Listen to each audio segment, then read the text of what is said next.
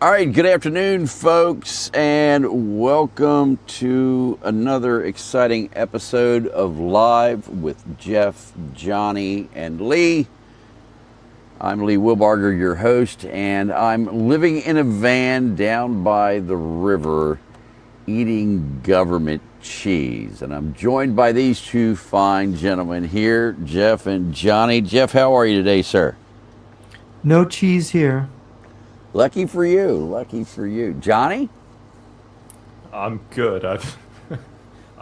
I'm glad that we've turned you on to what's his name, Mr. Foley there.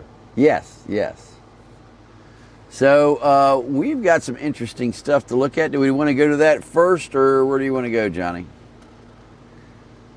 Let's talk begin. about the fact that the guy from inside Russia is laying in the hospital Yes. for 3 days now. Yes. Constantine Small, yeah. Yeah. Yeah, I just watched him this morning, and people were worried about his health. yeah. I played the audio here a little while ago. In fact, maybe I ought to play that again for people. I was kind of taken back by what he said. The fact that they had gotten to him and he had something to say about it. So let me find that, because I remember him saying several months ago, and I was asking you about it, Jeff. I remember saying, I heard Constantine say that Dugin wanted him dead.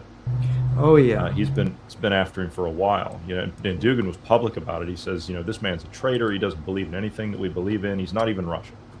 Kind of talk. And it's and at that point, Samoilov said, "I'm afraid of heights. I'm not going anywhere near windows. I love my family. I'm not suicidal. I'm not going to kill myself." Well, if they can, he was meeting with people. Now this is a couple of years ago when he went to it's Tashkent, right? Is where he's at. Tashkent, Uzbekistan. And there was a group of emigres there that he would meet with. He talked about it. And the thing is that if you're social, you're all alone. You're in this country. There are many Russians in Uzbekistan, but not all of them are dissidents. And the thing is that Russian security services have a lot of leeway there. And if they can get an agent in the coffee shop with him and can get something in his tea or his coffee, and I know he was trying to be careful because he would talk about it. People were worried about him being poisoned. But it's so hard. You have a minute, you're off your guard. Somebody wins your trust, and suddenly you're eating a cupcake or a croissant or some tea or some coffee, and the next thing you know, and they could get into your house. They could, know where a grocery store you buy things from. They could get something in your grocery bag. I mean, it's tough because poisoning is their modus operandi. They can also, they could enter your premises of your house. Russians like Novichok, and this is a very small amount of this can be fatal. It can have a delayed effect. That's not what he's been dosed with, it appears. No, I'm just saying this is they like the poisoning method. He got a stomach ache, which, by the way, is I think what the first symptom that Alexander Litvinenko, Sasha Litvinenko, right. did before he was when he was poisoned with polonium in tea, and so this is a bit alarming. They can't detect any poison. That's bad. I would be getting out the radioactive, the radiac meters, and I would be looking for radioactivity. well, I'd like to play this. It's about 6 minutes long. You guys want to hear it? Are we allowed to play? Yeah, I'm going to do it in a quad here. Okay. Howdy, friends. Constantine is here. Oh, he's in Howdy, a hospital patrons. bed. And this is my personal update from a hospital. You can't bed. hear it? No, we can't I'm hear in a it. hospital in a All right, hold on. Let me change how I'm doing this then. Yeah. I need to do... Yeah, he's got dark circles under the eyes. That indicates some problem with the kidneys, maybe, huh? Okay, you guys got it there, right? Yeah, we're seeing Yes. it. Okay, here we go. it looks like the KGB has finally gotten me. But that's the whole story. So I got sick on Monday. Stomach, lower right part, where appendix is usually. And, first thing I did, I ran to a doctor, to a surgeon. They run tests on me. They do ultrasound and then specific tests. And the picture isn't clear, on Tuesday, because it does look like appendix inflammation, but it's the tests, blood, it doesn't show it, and ultrasound doesn't show it. So it's very odd. So we wait for one day, and this, Wednesday comes, and same situation, the same story. I still have, pains in my stomach, and they can't diagnose appendix. They send me to computer to MRI, and MRI doesn't show. Very odd. So this morning, that's day number 3. It's getting a bit worse. The pain is getting worse, but still the blood doesn't show inflammation, and very odd. So the doctors that I went to, they can't diagnose me. They don't know what to do. So I find another doctor, a very good one. So I go see him. He looks at me, and he immediately hospitalizes me. And they're running tests, more tests, different kinds of tests right now, but he's puzzled. He told me, so he said, look, appendix is a very easy thing to diagnose, okay? 95% of cases, even a medical school student can do that. We can't diagnose you, because there's something else. And anyway, I'm checking into the hospital. I get sick, right? But what's the big deal? It's just a matter, it gets interesting. There's a twist to it. So I check into a hospital, and I'm in a ward right now. And as soon as I enter, I receive a telephone call from Russia. And I'm addressed by name. They ask me, Constantine, how are you feeling? At the moment when I am in the ward trying to, change into this things, whatever, dungarees or whatever that's called, and they call me and they ask me how I'm feeling. Can you imagine that?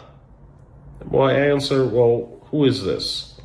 And I said, well, how are you feeling? I'm feeling, it's kind of none of your business. Who is this? So we're calling you from Ministry of Defense of Russia, and we would like to offer you to sign a military contract.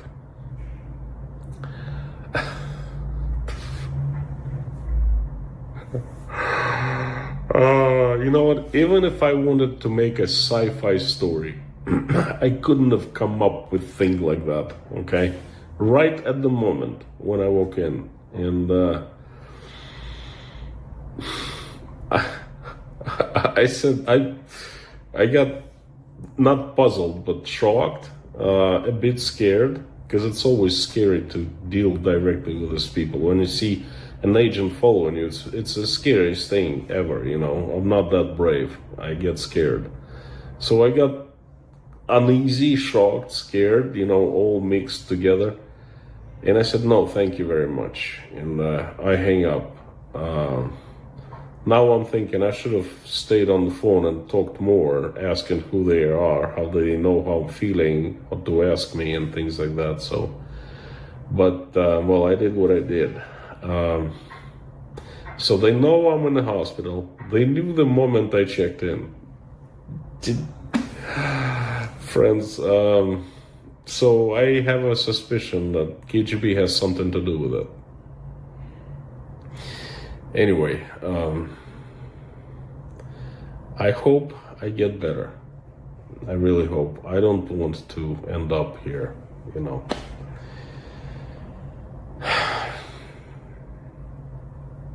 I really would like my son to see my son growing up, playing hockey, as one mighty powerful force against me. And I feel its presence. Why I feel it. I'm feeling it with my stomach now. I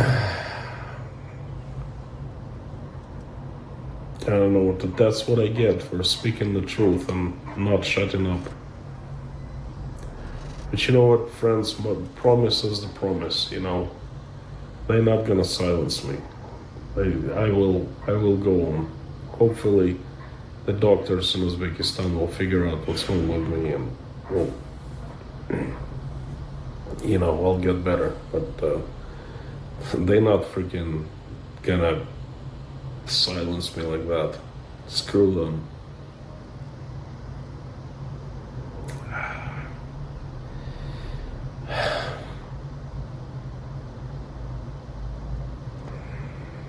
I'll see you soon. So that's the latest, guys. I just got that a little while ago. I actually didn't play it all the way through when I saw it because I was getting ready for the show, but I did want to hear what Constantine had to say. Jeff, you would know better than me or probably anybody. How many people have the Russians poisoned over the years? I mean, it ain't 5 or 10. This is... No, it's quite a few. It's quite a few. Look, I know one, Marina Kalashnikova and Viktor Kalashnikov, actually. I know two. They were historians and journalists. He had been former KGB.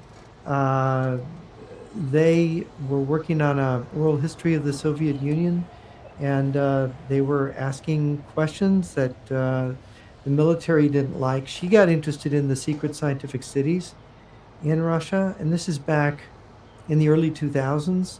And Gorbachev got so upset about what they were doing, he told all the other senior leaders, both of the present Russian government and of the former Soviet, the retired people, don't talk to the Kalashnikovs. Well, the next thing you know, they get these symptoms. And they both said, look, we've been poisoned somehow. And of course, it took the doctors in Moscow, couldn't find anything. They went to Germany ultimately. There's a Dutch documentary about it because the German doctors, the Dutch documentary producer made a documentary about their poisoning. What the German doctors found is massive amounts of mercury, heavy metal, in their body. Now, she believed it was the GRU that had poisoned them. He wasn't sure in his thinking, but she had this idea that the GRU had done it. And of course, the mercury caused her to have mental confusion symptoms, which made people think she was crazy, right? Which the poor lady, she had been heavily poisoned with mercury. The German doctors thought the mercury had been laced with a radioactive element, and she died in, I think it was September 2012. She died of cancer. They ran out of money, couldn't stay in Germany, had to go back to Russia, and she died in a hospital in Moscow. Victor was also poisoned. I haven't heard from him in years, so I suppose that he's also passed away by now. But with Smoilov's case, you notice the appendix symptoms. By the way, heavy metal poisoning can affect and can block the appendix. Now, the circles, you saw the dark circles around his eyes, that's not associated with appendicitis, but poisoning and the effects on other organs can cause those circles around the eyes. So I think it's probably safe to say it's not just appendicitis. Of course, he's saying they're not finding inflammation. I would just, this is an educated guess. I'm not a doctor, I don't know. But from my experience with the Kalashnikovs, I wouldn't be surprised if it's heavy metal poisoning and that his doctor should be looking for mercury or some other heavy metal element.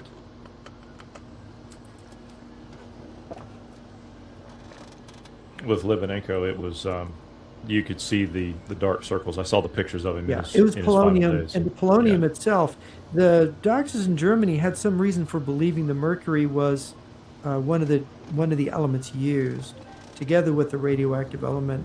I'm not sure what it would be. Now, it's interesting. They overdid it with Litvinenko, though, didn't they? Yes, they overdosed him too much. He got so much polonium that they were able to detect it in his urine, I think it was, trying to flush it out of his body. And of course, it killed him in under 2 months. He suffered such severe radioactive poisoning. What it's supposed to do, you're supposed to get a dose where you don't really feel anything, and then you get a runaway galloping cancer in a year or so, and then you just die because it spreads throughout your body quickly. In this case, Constantine is suggesting the KGB, but since he got a call from the Minister of Defense, and it's interesting to me that Ministry of Defense. Yeah, the Ministry of Defense. He got a call from the Ministry of Defense. It's interesting that Marina Kalashnikova thought she was poisoned by the GRU, which is associated with the Ministry of Defense. So, and it was heavy metal poisoning in her case. We know that. It would be interesting if it was heavy metal poisoning in his case, and he gets called from the Ministry of Defense.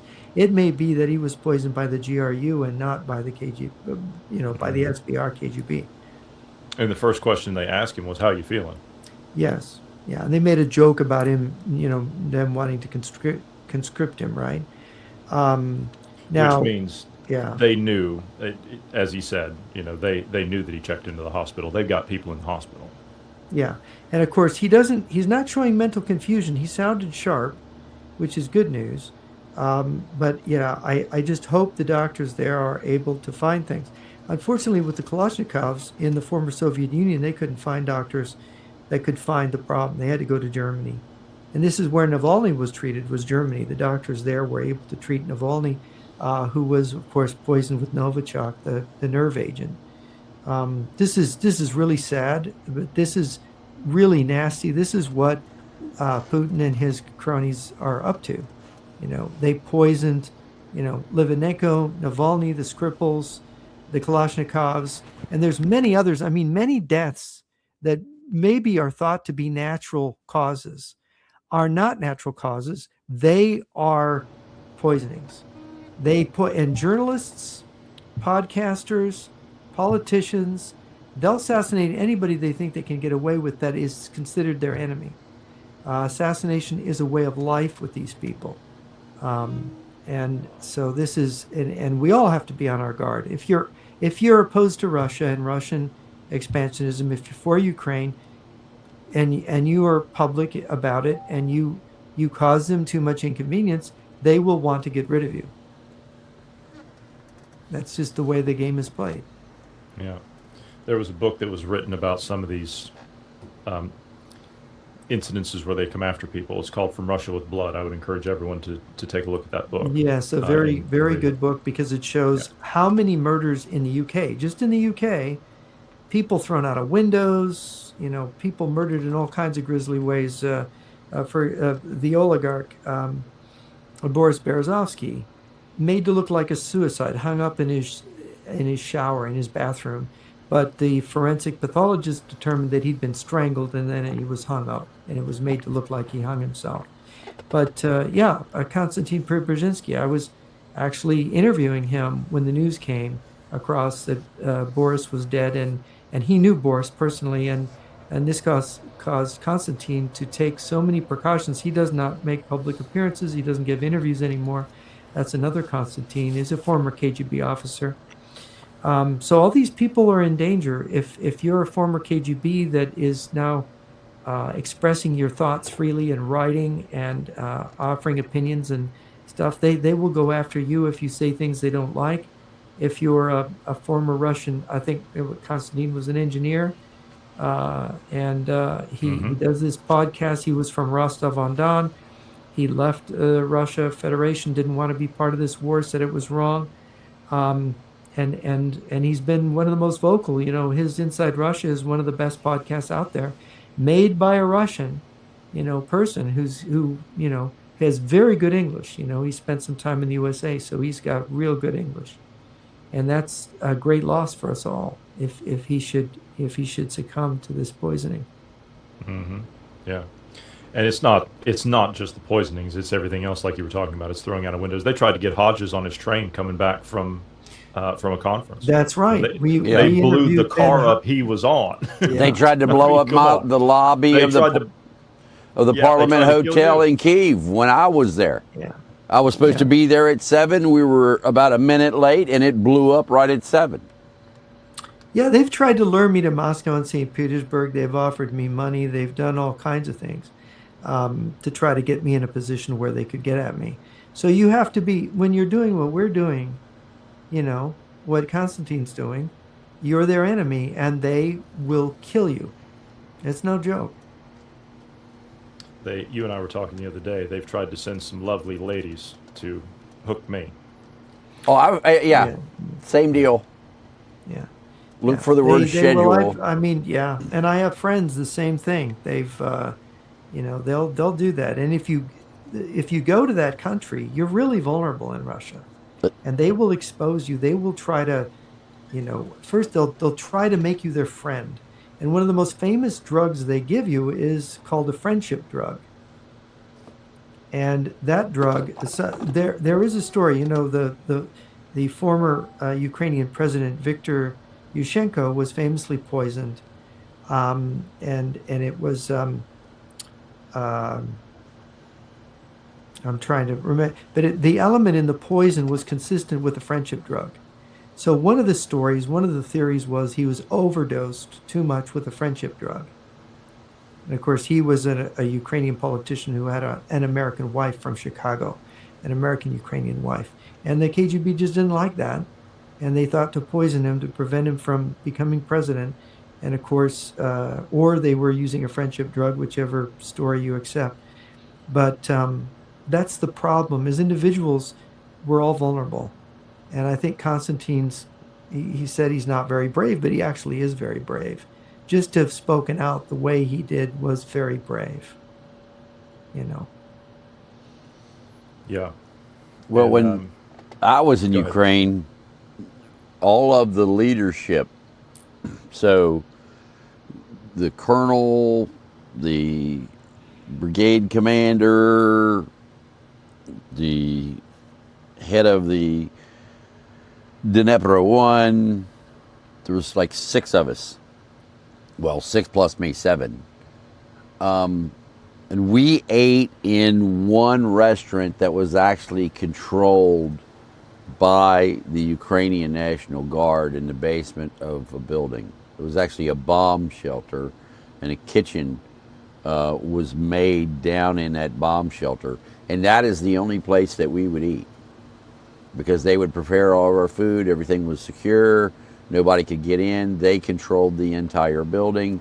And so we would go in there and eat. We would move in a mob of people down the street. So this building was a couple blocks down the street from the Dnipro 1 headquarters. And so what would happen is when it was time to eat, a mass of soldiers would gather out in front of the building. And we would walk out of the front of the building, and we would walk in the middle of the mass down the street. We would take both lanes of travel. There was 2 travel lanes going one direction, 2 travel lanes going the other direction, and we would stop traffic on that entire street as this mass of people would move down, and then we would move to the entrance and go down the stairs, and they would wait outside while we ate. And when we got done, we would come back out and get into that mass and walk back up the street. And nobody wore anything that was distinguishing when we were in that. We didn't wear our rank or our insignias or anything. We just wore basically a regular Russian military uniform, which is what the Ukrainians wore. I mean, it was just absolutely insane back in 2015. But that's what you had to do. Otherwise, they would plink you off. There was an IT guy that I worked with over there. They assassinated him right beside the railroad tracks. Pulled right up the little trolley car going through Kyiv. They pulled right up beside his car and shot him right there in the street. You can imagine that what Zelensky has lived through. Oh my God, they've tried to kill him like 8 times now. Yeah, 8 assassination attempts. I mean, it takes to stand up to Russia, especially in a former Soviet country where the Russian agents are everywhere. You can never get rid of them, and they're here in America too. We don't. I mean, and you know, you go back to the Kennedy assassination. I mean, Oswald had defected to Russia, and he came back and he shot Kennedy. Everybody somehow thinks the CIA did it, but it's pretty clear to me Oswald shot the president. No, I thought it was Mossad. Mossad did it. Yeah, the anti-Semites. Yeah, let's try that. Try that out with somebody like Tucker Carlson or Douglas McGregor. See what they say. Yeah. But Sure. Lee Harvey Sirhan was a communist. He was a Palestinian communist. So both the Kennedy brothers were shot by communists. How the nephew of President Kennedy, Robert Kennedy Jr., thinks somehow the CIA did it is just a part of the artistry of Russian disinformation that they can do that. I remember I spoke after in all Dallas. this time.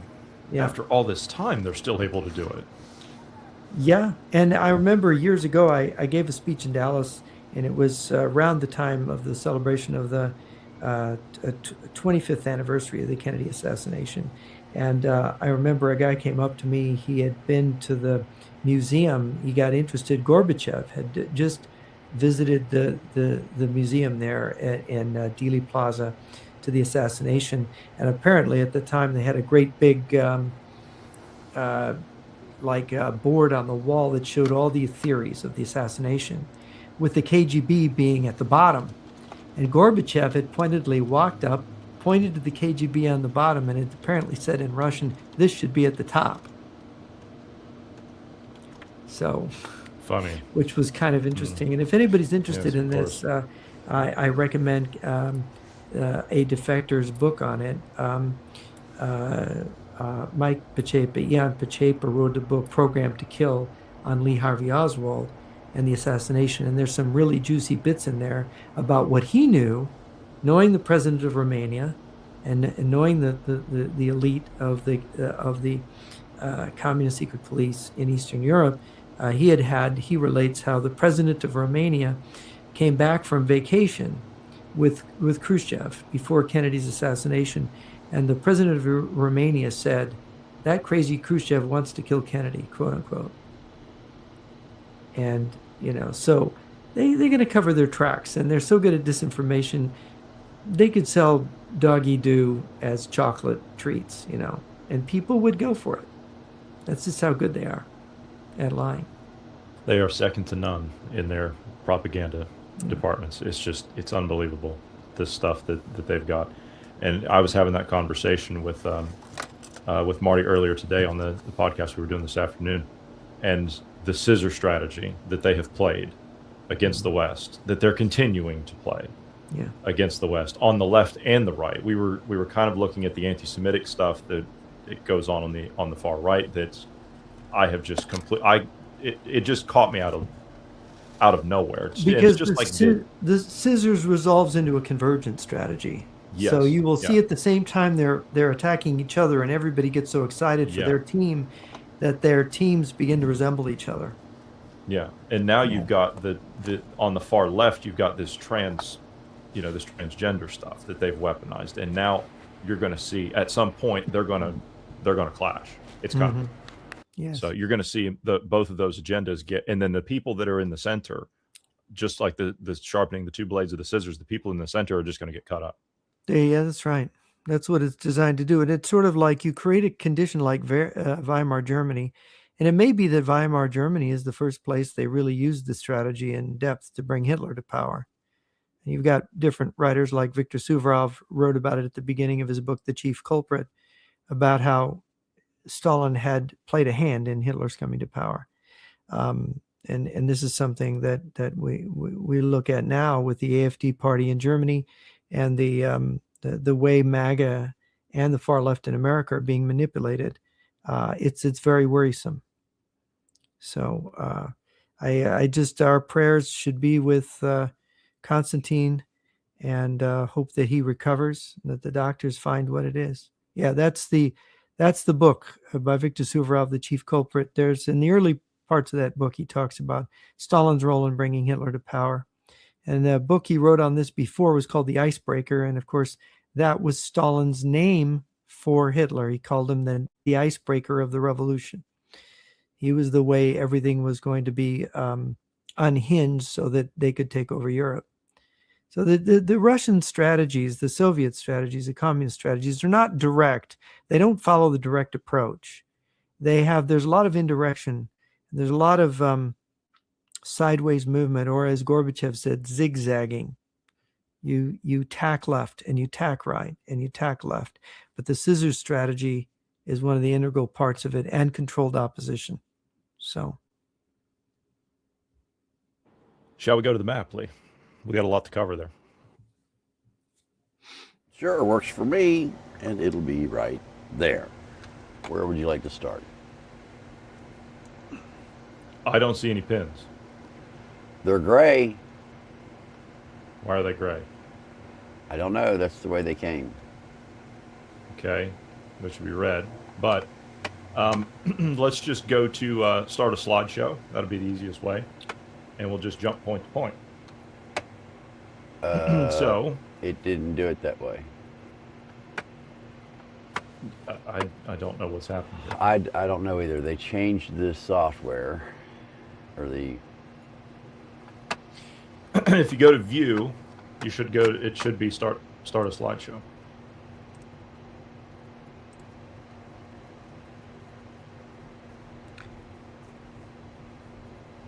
And it hasn't done it.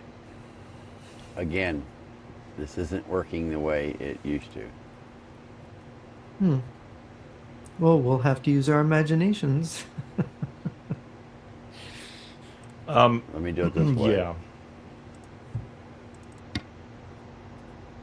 There we go. There we go. There we go.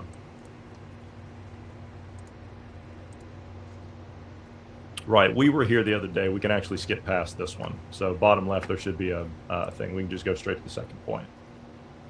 So we're going to start up in Kaliningrad. This is going to be a former S-400 site. And as you can see, there aren't any S-400s here.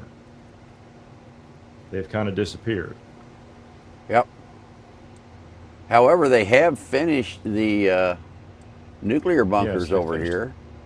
They finished that. Yeah, that's done. I think this was removed because they don't want that target that close to this. That's entirely possible. I mean, they were building the nuclear holding facility inside of that complex, and you see how much they've reinforced it in there. So yeah, I could see the relevance of what you're saying. Next one. Next pin, please. So this is another S-400 site, and as you can see, it's been whacked down to the bare bones. Yeah. All the radars are still there, so it's still a sensor site. Yes, the radars are still there. You see the big birds that are there. Yep, yep. But the actual S-400 systems, you still have, I think I counted 4 of them that are here, and 1 set of reloads. Other than that, all of them have been pulled out of here.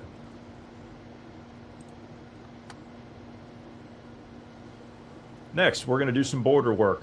We've covered some of this before. This is the Kaliningrad. Actually, let me interrupt you before we do that. I want to go look at. Okay. If we're talking about the sites, I want to look at the site that's up here that has the radars. There's S-400s here too. Yeah, there's S-400s right here. And there's something else there. Yes, there is. Wow.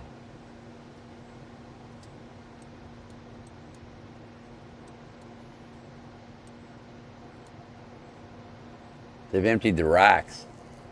Yeah, the reloads are gone.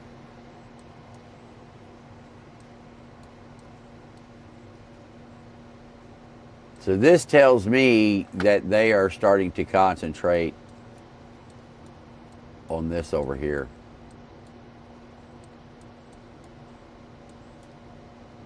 Suwalki Gap. Because they haven't pulled anything back from over here, and they've continued to build up down here. So they're building up down here, and they're still building up over here. Okay, let's go to your next one. Right, so... No, I got to go back because we didn't do the border. The back one, yeah. Next one. Here we go. Right. So we've looked down here before, but we've got some new buildups down here. This is the Kaliningrad Polish border, all the way over to the west end of the crossing. And as you can see, the amount of dragon's teeth that they've moved in here, they've got them stacked up, and the border's closed. All the border crossings are now officially closed. You'll see where there's some traffic that's going across. That will be some dated imagery. We do apologize for that. But the border here, as you can see, is closed off, and they've put more rows of dragon's teeth in. And they've got them stacked up like cordwood. They do. They're making these things by the thousands, folks. Yes, and we're going to show exactly where they're doing that too. So, next pin, please. Right, we've looked at this facility before. And there's a reason we're going back here, because it is my hope that anyone that is listening this evening that is part of the Polish border services, I hope that you will take note of what I'm about to mention and pass it along. This underground facility right here, which oddly doesn't look like one, has its own substation going into it. But notice to the left or to the right of this facility, you see they put in a big boy helipad over there, but you can barely see it. Oh yeah, right there. That's MI-26 rounds right there. Yeah. Now, and somebody's been landing on it. That ain't grass. No, it's not grass. And the pin to the left of this that says tunnel, this is where they have been digging a tunnel to get across the border. Yes. And they're still doing it. Yes. Now, they also have a road from here, from this point, and as you can see where it goes south, it goes to the border. You see this? Yep. Now, if you zoom out just a little bit, Lee, I want you to look to the right on the border, where the next pin is. You see what they've done here? Yeah. You guys have put dragon's teeth and anti-tank ditches here, which is fine, but you got tunnels and roads coming across the border right over here. You see my point? Yeah. Like your fortification efforts I'm still trying to figure out why they left that thing of woods there. I don't know. I'm not sure, but I mean that should have all been cut down. But, yeah. Unless they've got defensive lines in there. That's the only thing. Or unless that's an intentional dark spot. Yeah, that's what I mean. You know, they've got something hiding in there. Right. That's fine. But well, no. When we used to do security, we tried to make places that looked inviting for the intruders to hide. That's right. Yeah. And then we placed things in there so as that when they gathered there, the one quick button and a loud bang, and they weren't there anymore. So, like the drones. Well, we did. Well, I'll give you an example. We knew that there was a group that was pursuing us. And so we went into an area that had a clearing around it, but there was safety in the middle. And while we were in there, we wired the whole thing. And so when we left and they came into the area, we doubled back on both sides of them, and the guys started firing at them. And they all collected in the same place we were just at, and then we blew it up. So they make spots like this for that. I see. Okay. Well, it's perfectly fine. However, I would go right the way across. Right, I would too. With mine. And I'm just wondering if that's what their plan here was by doing that. Is by leaving that notch. If that's what, because everything else has been cleared out. All right, next one, I guess. You can skip through that. Yeah, we covered that because they're all just right here. So you can go to the next one. Right. Next border crossing. As you can see, you're going to see a little bit of traffic here. Like I said, this imagery is dated, but you can see where they're starting to move dragon's teeth in here now. This border crossing is closed now. Okay.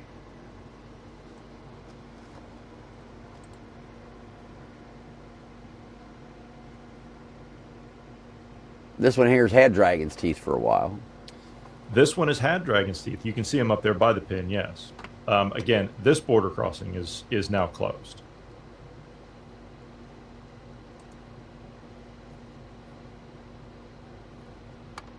And we have new fortifications that are being built down here. These have been here for a while. However, what I want you to do, go back to the trenches there, please. I want you to take a look at what they've done down here. Take a look at the concrete pieces that they've got here. Okay, you see how they're being installed in the trenches here. Yeah, but you've got see the hole. Yeah, that's where these concrete frames are going to go. That's right. Now I want you to take note of. I just want the listeners to take note of the concrete frames, because we're going to come back to that.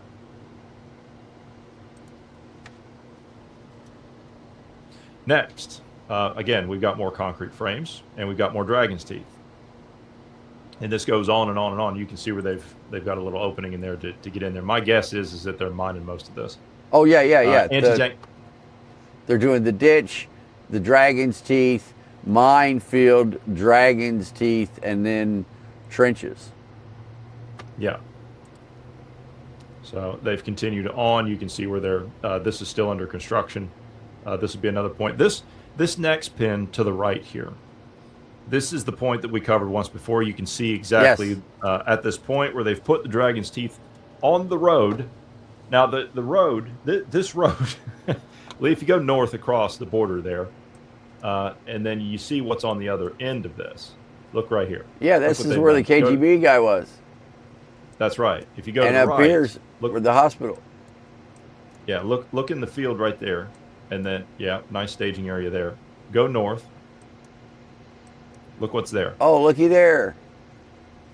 And look how it's nice and mowed. You see that? Yeah. Yeah, they bailed it. It's nice.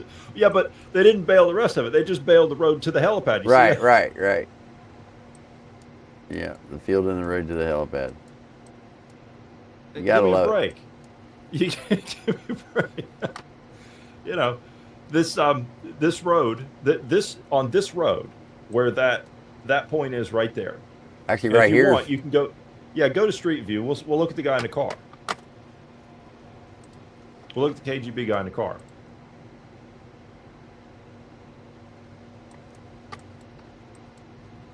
Mr. KGB. Uh-huh. What are you looking this road, there's nothing else on this road except for a hospital. That's the only thing on this road. And from that hospital, they have built this road that goes to that helipad and goes directly south, and it goes across the border. Yep. That's the only thing on this road. And you see that the Poles heard us when we talked about that. You see what they've done there. Because they're going to be coming down that road. All right, the next one. Please. That's that one. And let's jump over here. More of it. We've got more fortifications. Yeah, we got more fortifications. They've done a lot of work here. Everything is going east here. Yeah, so your trench, your 3 rows of dragon's teeth, your minefield, 3 more rows of dragon's teeth, and then fortifications are going to be dug all in through here. And they're getting busy here. I mean, this ain't little segments of the border. This is happening. I mean, look at the ditch. It's already there. Yeah. They're digging the ditch first. Looks like. Okay, the next one, we're halfway through these. Next one, we're going to take a look at the border here. Okay, so this border crossing, again, is now closed. But you take a look closer at this border crossing, and you see how much they fortified this. It's already closed. Yeah. Wow. Next pin, please. Yeah, next pin, please. Now, this is where they're making them. They've put in a concrete plant right here. Look at all those dragon's teeth. And let's look at the border. Right Wow. there's Suwalki. Look how close it is Right to there's- the Suwalki. Uh-huh.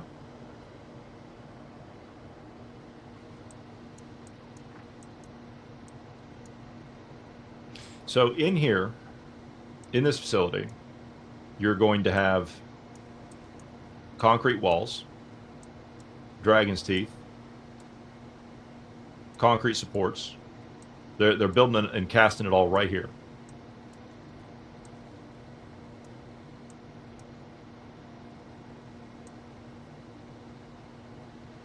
Wow. All right. Next, we're headed down to our. Let me see. Yeah, we're in Belarus now. Okay. Isn't So this we're gonna down be- near our famous tourist hotspot? It's close to it. This is Yeah. close to the southern point, yes. But we've got some new stuff that's going on down here. You see a new pile of sand that they brought in down here on the first pin. Oh, yeah. They're stocking up. Mm-hmm. Next pin, please. Look at what they've done around this facility. Now, you see the defensive line to the east? Yeah. Right there's your line. Now, look at the trenches that they've put around this outpost. They're getting busy. Oh, yeah. This the trench around this is around this entire facility.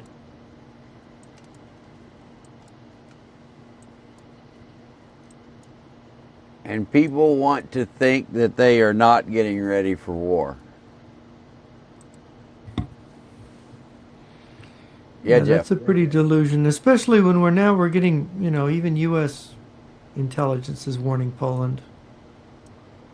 Well, we've been doing it for Yeah. over a year. I'm just Yes. glad that they're Oh. catching on. Yeah, it's funny. Yeah, we've been saying this for over a year, and now you're hearing it in the news. Mm-hmm. Yeah. Next, please. And I'm looking at the analytics here. 50% Yeah, sure.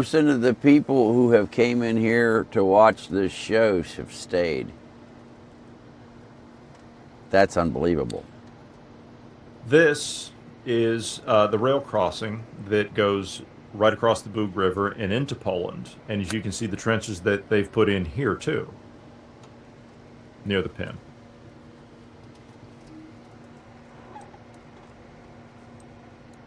Right there's the border. Yeah. There's the bridge. This would already be wired if it were mine. I would guess it is.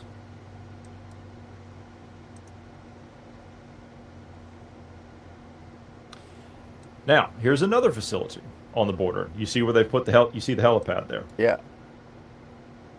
They've put in trenches around this outpost as well. Again, right on the border.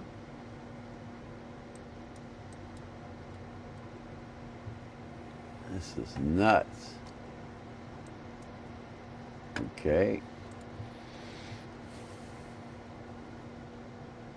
Right, we're going to head out east a little bit. This is out on the you see the Ukrainian border down south. Okay, now Yep. this particular place here, Lee. If you zoom out, we pointed this out before. This is, you see it right there. This is a training area, what we believe to be a training area on the border, a training facility. And as you can see, right near that pin, if you start to zoom in, you'll see it disappears. Right there. Yeah. Now, Thank you, how do we know Google. that this, yeah, how do we know that this is a training facility? Well, if you go to the pin north of there, which is just a couple of kilometers up the road, what do we have here? Firing positions. That looks like Exactly. anti-air defense. Or artillery, yeah. Yep.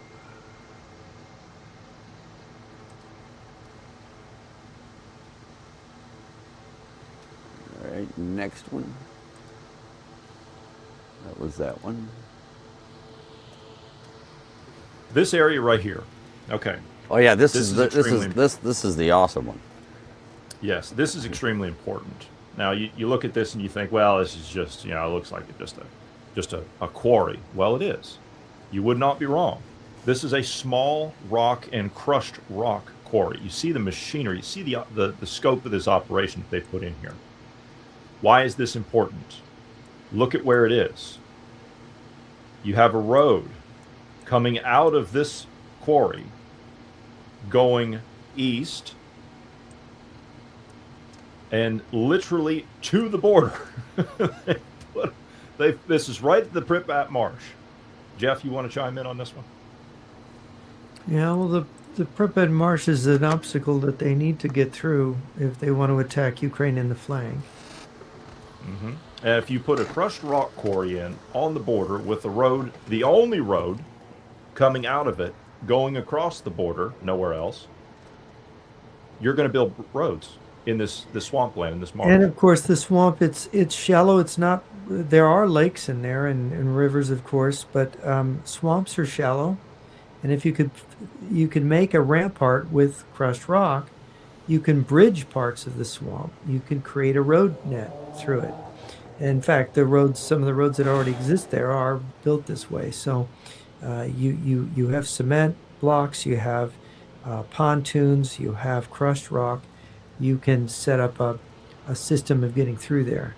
Well, and this is the What I was saying when Jeff and I were, or excuse me, Johnny and I were talking about this the other day, was that if they just hauled large galvanized pipe in and would push rock out, the same thing they did when they were making the Kerch Strait, the long spits to come out to the Kerch Strait Bridge. You push dirt so far forward, then you roll a pipe in the ground or into the water in front of you. You take an excavator and you pour rock over top of that pipe to hold it in place. And then you just keep pushing rock over. And every time you've got water flow that you got to deal with, you just throw some pipes in. And also, if the Ukrainians hit that, it's easy to repair. You drop another piece of pipe in and throw some rock on top of it. You're back up and operating in 2 to 3 hours. Unlike if you sink a bunch of pontoon bridges. Yeah, pontoons are just for temporary bridging for places. If they want to make a permanent, road bed, they're going to need the rock and the cement and the blocks and everything else. So the whole logistical preparation is clearly an effort to at least look like they want to get through that marsh. It's the largest marsh in Europe. It's massive, and it's an obstacle. It was an obstacle for the German army when they invaded the Soviet Union in 1941. They had to go around it, basically. And it's an obstacle now in trying to get at Ukraine's northern and western flank that's exposed by Belarusia. So these preparations with the military buildup in Belarusia, it's pretty clear what they have to do with Ukraine striking the Russian oil refineries and destroying the Russian energy system. They have to basically win this war quickly. It means mobilization. They got to mobilize another 1.5 million men, and they're drilling for it. And now. Make use for they're doing drills in Russia they're actually teaching people how to come and do this and practicing. Then they need to they've got forces already sitting in Ukraine, and they're pinning down NATO. They don't want Poland or NATO to intervene when they go to finish off Ukraine, because there'll be an urge, there'll be a discussion in Europe, should we intervene to stop Russia from destroying Ukraine? So by putting pressure directly on Poland and the Safaki Gap and the Baltic states, Russia's saying, don't you dare, we'll strike you here. And of course, that's the other purpose for bringing nuclear weapons into Belarus as well. I would like to point out, if those conversations happen, which I believe that they will, as you just said, should we intervene? That's the question. And I would like to remind those that are listening in whatever Ministry of Defense in Europe, in our allied countries, anyone sitting in Brussels at NATO that's listening to this, anyone in the United States listening to this in these positions of policymaking. If the Russians take the Ukrainians and take Ukraine as a whole, there is a very high probability that we're already dead because of the advances that the Ukrainians have made in drone technology. And we have no adequate counter to it at this time. And we are so far behind, and we're not paying attention. This is a very serious issue to consider. I would urge you to consider it. Ukraine has the biggest military in Western Europe defending from Russia. If that military were to be forced to surrender, the Russians have already said that they will hold all the members of the Ukrainian military under death sentence that they will have to work off by fighting for Russia. So that would be, not only would Russia then have about 3 million troops mobilized together with the Belarusians, but they would have an additional 700,000 of the Ukrainian armed forces that if those armed forces were to surrender to them because Kiev fell and their government was killed, that they were flanked and surrounded, that would be a disaster for Europe. And Europe would be facing an existential crisis. So, I know Lindsey Graham would say, go on in, right? I would have to say that Europe doesn't really have a choice in this matter. And I just pray that the United States is upholding the Washington Treaty, which is what the NATO alliance is based on. And I also hope that President Trump does not decide to use a tactical nuclear weapon against Iran, because that would then open the floodgates for Russia to say, oh, well, you're using one against Iran. Well, we can use them against Ukraine now, because Russia is in a very desperate situation. I would also like to point out that if what the scenario that we're laying out here, if Ukraine were to be defeated and the situation plays out like Jeff's pointing out, it's not just the Europeans and the United States and the Canadians that would be at the mercy of this. It would also be our allies in the Pacific, the Japanese, the South Koreans. If the Russians were to succeed in Europe, it would be the signal for the Chinese to become aggressive in the Western Pacific and throughout Asia and the Pacific. It would mean a threat to Alaska, a threat to Japan. How long could Japan hold out if Russia and China move together against Japan? Japan is very vulnerable to blockade, with Ukrainian drone technology, because they would have that at that point. Yeah. And of course, we don't know, but China has an enormous number of drones. They've been testing supersonic drones that in their desert, drones that could carry micronuclear weapons as well. So this is a very alarming development. I've got that from my Chinese sources. And of course, you've got the Strait of Hormuz closed in the midst of this. So the axis of evil, the Russia, China, Iran, North Korea, that cover Asia, they would become much more aggressive. They would be emboldened by a Russian success in Europe, in Ukraine. Lee, just for your knowledge, and we'll look at this at another time. But we know Jeff and I found the air base in the Xinjiang desert where those supersonic drones are being held. Being tested, yeah. Yes. Sweet. Yeah, we definitely need to cover that. Yes, we do, because they got them stacked up on the runway like cordwood, as you like to say. They just got them out there. Yeah, those drones they want to use against the United States. They want to bring those over here. Yeah. Can we go back to the map, please?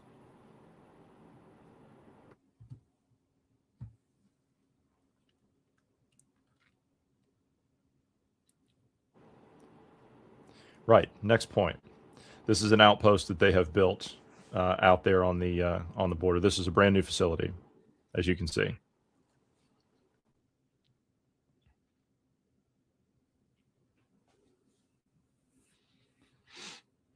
What I want to do is compare this to the map that I had prior to the Russian invasion in 2022 to see. You're talking about how much they've built up then. Well, I want to see how, like this facility that they built here, I want to see how close this is to one of the staging areas that they had.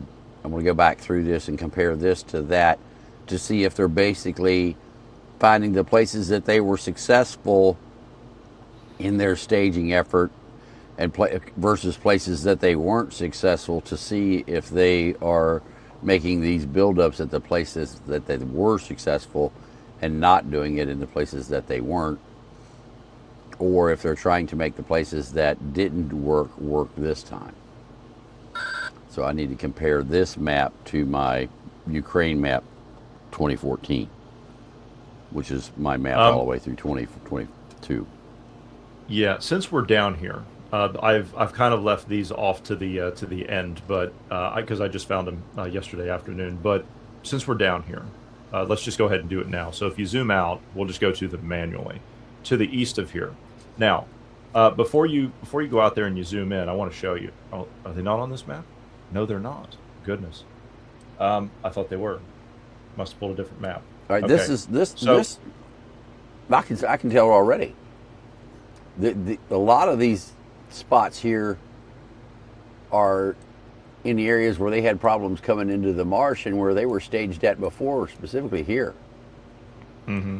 This field here, and this field up here, and this field over here had Russian equipment in it in 2022. Of course, they were attacking in winter, hoping that the ice Right. was going to freeze over some of these areas where they could move over them with trucks. In the summer, it's much wetter and more difficult to get through. Well, since we're down here, we'll go ahead and we'll take a look at this. So the Ukrainians saw that the Belarusians were kind of turning a blind eye to the Russian drone attacks. Lee, you've heard about the repeaters that are being used in the south of Belarus to carry the Russian drones across that little bit of territory? Yes, yes. Yeah. So here's the map of where they were a couple of days ago. I'll get rid of myself here. And we're to understand that the Ukrainian threat to shut them off was initially followed, but now they've turned them back on again. Yes. So you can see right here where they have, this is the little section that they've crossed right here. This little section of Belarus here, and then this was their target here. So they crossed out of Russian airspace over Ukraine, and then over this little point right here where they've got these repeaters, and then down here. Well, what we're going to do is we're going to go down here, we're going to look at this little section on the Belarusian and Ukrainian border here, and look at what the Ukrainians have done down here, because they already know that this area is a problem. This is just north of Kiev. Kiev's right here. Yeah. So we're going It's to take very a look close. at that. That's the closest point of Belarus to Kiev. Yeah. So we're going to take a look at what's been done there. I do apologize, Lee. I thought this was the other map. So what we're going to do, you see that bridge crossing right there? Right there. We're going to go here. And look what the Ukrainians have already done on their side. No, look at that. They're not coming across that. They're not coming across that. No, when you look, they've wrecked the bridge. Yeah. Yes, and if you look at what they've done, the Ukrainians have done, you see they're setting up defensive lines on this side. Is that the If you go Dnipro further River back- there? Yes. Yeah, it's pretty. If yeah, you it go looks further like back, Dnipro. you see the line back there, the dirt lines that they've put, the dirt mounds back there. Yeah, right here. Yeah. No, the Now- Ukrainians are getting ready to receive them. Yes. Now, if we go north of here, there's going to be another bridge on the river here. Right here. This is a rail crossing. If you go to the Ukrainian side, right It was. It was. They took out their side of the bridge. Yeah. Yes. Now this rail line, this is a rail line that goes across this little section here. It's not widely used anymore, but this goes to Chernobyl. This goes to Pripyat. So it's been used to for carrying supplies and this and that, but it does go across, and it is able to be used. But the Ukrainians have made sure that they're not going to be used. The Russians will kill more troops moving into there again, I'm sure. Yes, Kill I'm more sure of they their own will. men. However, these two crossings, these are out of the question now, so they're not going to be coming down here. They can, of course, set up a pontoon to get across there, of course. Yeah. The Germans got across this in 1941 fairly easily, and a little further upriver, Guderian's Panzer Group crossed the same kind of terrain. Okay, next pin, please.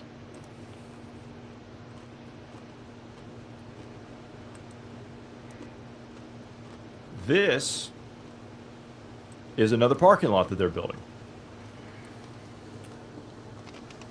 They like parking lots. Would you not agree? They love parking lots. Would you not agree that this is another parking lot that they're building? Look at the size. It looks like one. It's right on. It just so happens to be right on the border too. You see that massive roundabout that they've put in there? Mm-hmm. Goodness, that is. I wonder what could go around that. I think you can fall that's asleep. from road mobile missiles. Yeah, of course. Yeah, I think you can fall asleep going around that thing. The curves are so big. Yeah, those are for those big road mobile. Stretch it a little bit, and it'll be a NASCAR track. Mm-hmm. Just a little bit, yeah. I think you could run some Indy cars around that thing, yeah. Anyhow, so they've got another parking lot going in here that I'm sure the Chinese are paying for.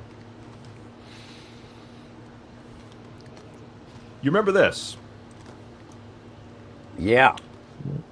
To give people an idea, this parking lot was put in, again, concrete parking lot. This parking lot was put in on the border just a couple of years ago.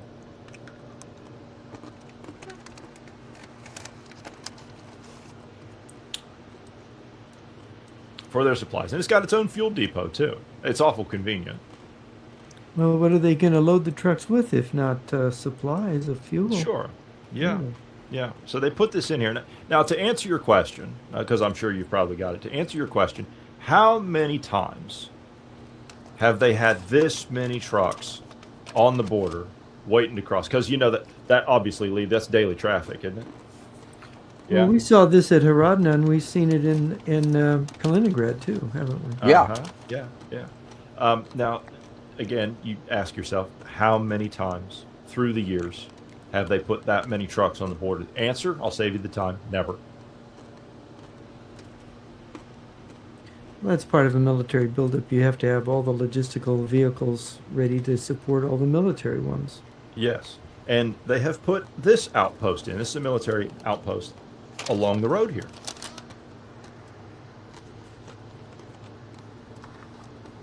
And you can see the defensive lines that they're putting in for this, to the west end of it, facing the border. And you see the underground entrances here? You see that? Yeah, and I also want to interject that these parking lots and these buildings are not on the list of the 120 military facilities that the Russians and the Belarusians are building up. So these are in addition to the other 120, the 20 airports and the 100 military bases. These are in addition to that. These don't even count. That's a massive commitment to construction. Yeah. Mm-hmm. Yeah. 100 military bases and 20 airfields. That's billions and billions and billions of dollars.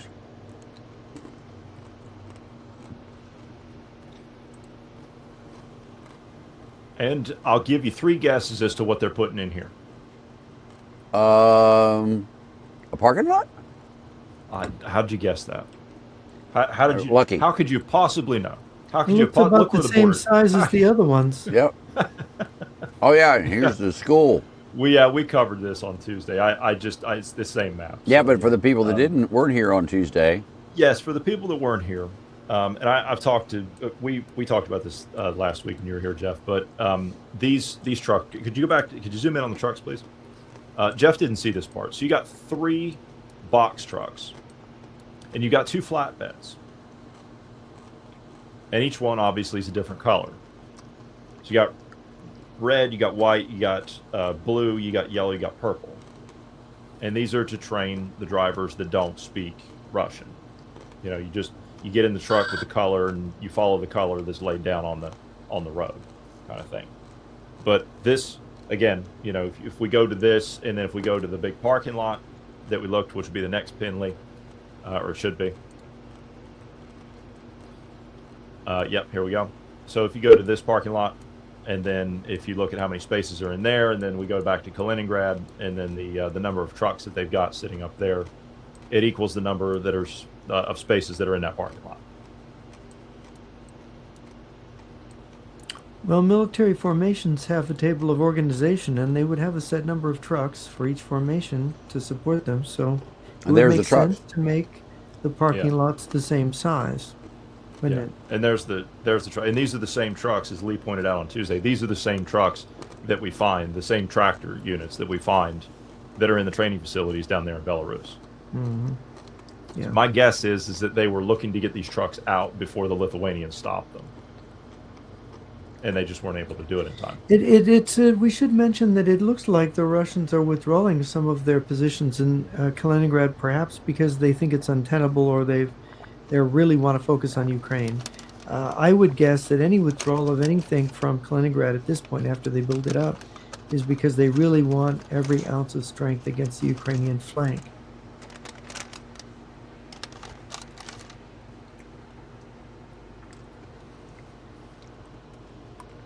What do you say, Lee? I think that they're repositioning. I think that they're moving more stuff to the east in Kaliningrad and moving more stuff to the west in Belarus and Russia.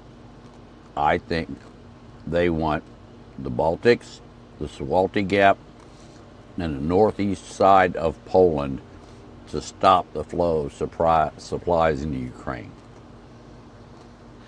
Yeah, I think they don't want, as I said before, I think they don't want NATO to intervene in Ukraine. They want to cut Ukraine off, and they want to attack Ukraine in the flank. I think they want to threaten Europe and make Europe tremble, but they want to keep Europe from interfering with some final crushing move against Ukraine, which they are imagining they can organize at this point. And I don't know how realistic it is. I mean, always swamps and forests are difficult obstacles for armies. But of course, we've seen with Napoleon, with the Germans in 1940 in France, overcoming natural obstacles has been the key to victory. In defeating France in 1940, Hannibal went through the Alps back against Rome in the Second Punic War. You had Napoleon also cross the Alps and did similar things. Maybe they think they can win this thing quickly if they do this mobilization. What do you think, Lee? Do you think that they're going to bog down again if they try this? I think that if they don't move fast enough, absolutely. This needs to be a blitzkrieg operation if they're going to be successful. And that means a mobilization is going to have to be a blitz mobilization. Right. And they're going to have to scare. I mean, it's going to happen in front of everyone's eyes. All of Europe's going to see it, and they're going to be looking, and they're going to have to scare Europe into not preparing to defend that supply line into Ukraine and even send help to Ukraine. I think European strategists are going to realize they're going to have to help Ukraine, that Ukraine can't be allowed to fall because they're next on the menu. I mean, is that an unreasonable? Am I sounding too much like Lindsey Graham? No, actually, I think you're 100% spot on. Yeah, and I think they actually realize that Ukraine is the last line of defense, because if Ukraine falls, they're next. That's right. And I think the Russians are fully mobilized at that point, and Europe is by no means ready. Without Ukraine there, Europe is an open door ready for them to go through. And I think it has shocked the hell out of Poland. I mean, look at the massive amounts. Poland's spending billions of dollars on defense along that border. Yeah. I heard the Finnish president today speaking in an interview that he gave during the NATO meeting in Turkey. And he basically said, well, in a way, Russia's defeated, but they can still do things. They can still pull it out. They still have a capability to attack and to mobilize. So I think he's pretty well informed that if Russia does nothing, they are defeated. If they mobilize and double down, and if they use nuclear weapons, and this was put to I think the president of Finland's a pretty sharp guy. They asked him about nuclear weapons, and he said, "I don't want to speculate, but we can't rule out that we're not broadcasting on YouTube." Then Right. we got bumped off. There we go. We're back. back on YouTube? Yeah, we're back. Yeah, we're back. All right. I see it just came back up. I think, to the points that you're both bringing up, we're bringing awareness to this buildup. We've been doing this for, how long now? The last year plus. Yeah. And, I think for you to ask, Jeff, if you think that sounds too much like Lindsey Graham, or if you think it's too much, I don't think it's going far enough. Maybe I'm not sounding like Lindsey Graham here. Well, I think, I want to be circumspect. I just want people to be ready. Yeah, I just want Europe to be ready. I don't think under any circumstances we should engage in first use of nuclear weapons. Because, no. Absolutely. Yeah, that puts us in a. I mean, my military philosophy is that you let the other guy do those things. But yeah, there's no doubt. I mean, if you look at the strategic picture, what Russia, China, Iran have been working towards all these years, for decades, in fact. If you listen to the defector literature, if you look at Golitsyn and Shana way back when, and then Colonel Lunev and more recent defectors, Sergei Tretyakov, for example, who did pass away from a heart attack. But he said, look, Russia under Putin wants to destroy the United States even more than the Soviet Union did, if you can believe that. And that's his testimony. And he says Americans are naive about Russia. And we just never stop being naive about Russia, and also about China, with all these businessmen, Trump going to Beijing with all these businessmen in tow. This is just complete foolishness. There's no excuse for it. It's so damn dumb that it is. These people, we do not have presidents and leaders right now who are really properly trained and properly understand things. And that's a potential disaster in the making, to have leaders that are so badly informed and don't have a strategic thought in their head, not a proper one anyway. And so part of the reason that I participate in this broadcast is, we all make mistakes. We all think and rethink, and we're looking at this stuff. But we, as you say, Johnny, we've been seeing this build up. We first saw it almost a year and a half ago. We started talking, you and I and Lee, about this, and started to wonder what we're seeing, and especially with the constructions on the NATO borders and the base building, the secret mobilizations, the mobilization of Belarusia, the movement of nuclear weapons into Belarusia. When we put it all together as a full context and everything we know that these people are not normal people running Russia. They are capable of terrible atrocities. I mean, you look at the terrible killing in Ukraine of civilians, kidnapping over 20,000 children, the destruction of cities like Mariupol, the bombing of Kiev. I think almost half the buildings in Kharkiv are damaged or destroyed at present. I don't know what the exact percentage is now, but they keep hitting these places. And look, that Russia's getting desperate because the Ukrainians have found means to strike back. And the Ukrainians will win the war if Russia doesn't crush them soon. And the clock is running out on Russia. I mean, they have to do something within the next 2-3 months, or they're not going to be able to do anything, because their society, already there's people in Putin's inner circle that are rebelling, that are speaking out, that are denouncing the war, people being sent into psychiatric clinics, people being arrested, sometimes for so many days, and being released, as we mentioned before. Patriots. The Z Patriots, they're turning on it. Yeah. Well, they saying, why are you lying to us? Which they always do. Z Patriots. Putin is not a Russian patriot. He would destroy Russia to make his ambitions, because this is something larger. Yeah. Lee, this is not on the map, or not on the pins or anything, but I thought I would put this up there. This is a little treat for everybody. Jeff, you asked if the Russian aircraft carrier, the one that they have, you asked if it was, in good shape. Well, I mean, she floats, but I found it. She's anchored up there in Murmansk. But you can have a look for yourself. I mean, I think if you take a little bit of turtle wax, maybe, and you shine up a little bit, I think she'll be okay. Don't you? Yeah, I've heard that this attempt to be to run an aircraft carrier has never really been successful in Russia. Their thing is missiles, launching aircraft off of carriers. I believe for a while they only flew, and maybe they ever only flew, a vertical takeoff and land aircraft off this thing. It's a very special skill to be able to take off and land on an aircraft carrier with a jet. Not it is the Yeah. British and the Americans and the Japanese and the French got experience doing this.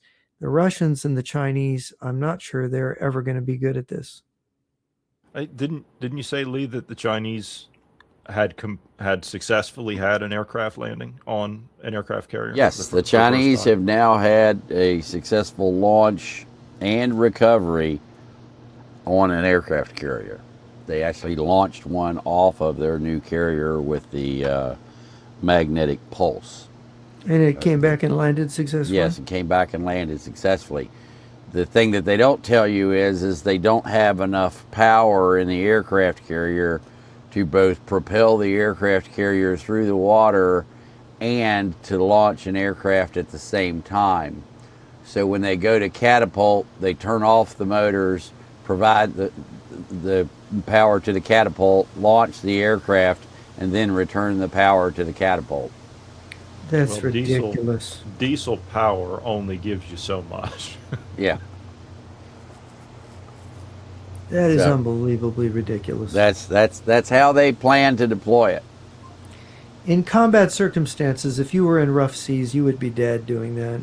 Yep. Yes. Not to mention you're a right target for a U.S. nuclear attack submarine. Yeah, if you're not moving in the water, but Well, no, they move, so they power into the wind. And when the plane goes to launch, they cut off the electric drive motors, they hit the launch button, they fire the plane, and then they power the motors back up again. So they only lose a couple knots. Okay, so it's not that bad. Yeah. It's not that bad now. Yeah, yeah, they don't have to stop in the water. They just cut the motors off, launch the plane, and then... What happens if their motor doesn't start up again? We got a problem. Isn't it always a little bit Chinese problematic? don't build a reliable engine? Is that what you're saying? Yeah, reliable electric drives. They've probably got them from GE Westinghouse. Yeah, we probably gave it to them. Yeah. Yeah. Well, anyway, that was all I had for the map. Lee, did you not like the way the carrier there? I don't even know. I think it's handsome looking there. It looks a lot better after that crane fell on it. Doesn't it? This beautiful patina over here. It also had a fire on board. I don't know if you were. Yeah, it had a huge fire about a year ago. Well, it was burning. Yeah, the everything inside. How did it get fired? Didn't know they were doing something to it, and I don't know if they had some old rags laying around with grease on them, or they had some flammable somebody paint. from Ukraine, was careless with a cigarette. I'm not sure exactly what transpired, but she was burning. I had video of black smoke rolling out of her. Yeah, but then the crane fell on it later, didn't it? Yeah. Maybe it was some relative of some survivor of the crew of the Kursk, seeking some kind of payback. Yeah. Maybe. Rightfully so. What they did there. Yep. All right. So, folks, if you have questions, now is the time to put them into the chat. So please write question and then 4, and then follow it up by your question. Also, if anyone is on the network, you can ask in the live show Q&A. Yeah, and if you're not on the network, you should be. Yes. Go to KLWWorldNews.com and get signed up there, VIP or above, and it'll get you on the network with all of us and the KLW World News family. So the first one is, do you think Russia and or friends will incapacitate the U.S. in some way before they invade Europe? No, I do not. I think that the Russians will attack into the Baltics, which is part of Europe, and part of Poland before they do anything to the United States. And my understanding is that China is actually pushing both Belarus and Russia to do that. What say you, Jeff?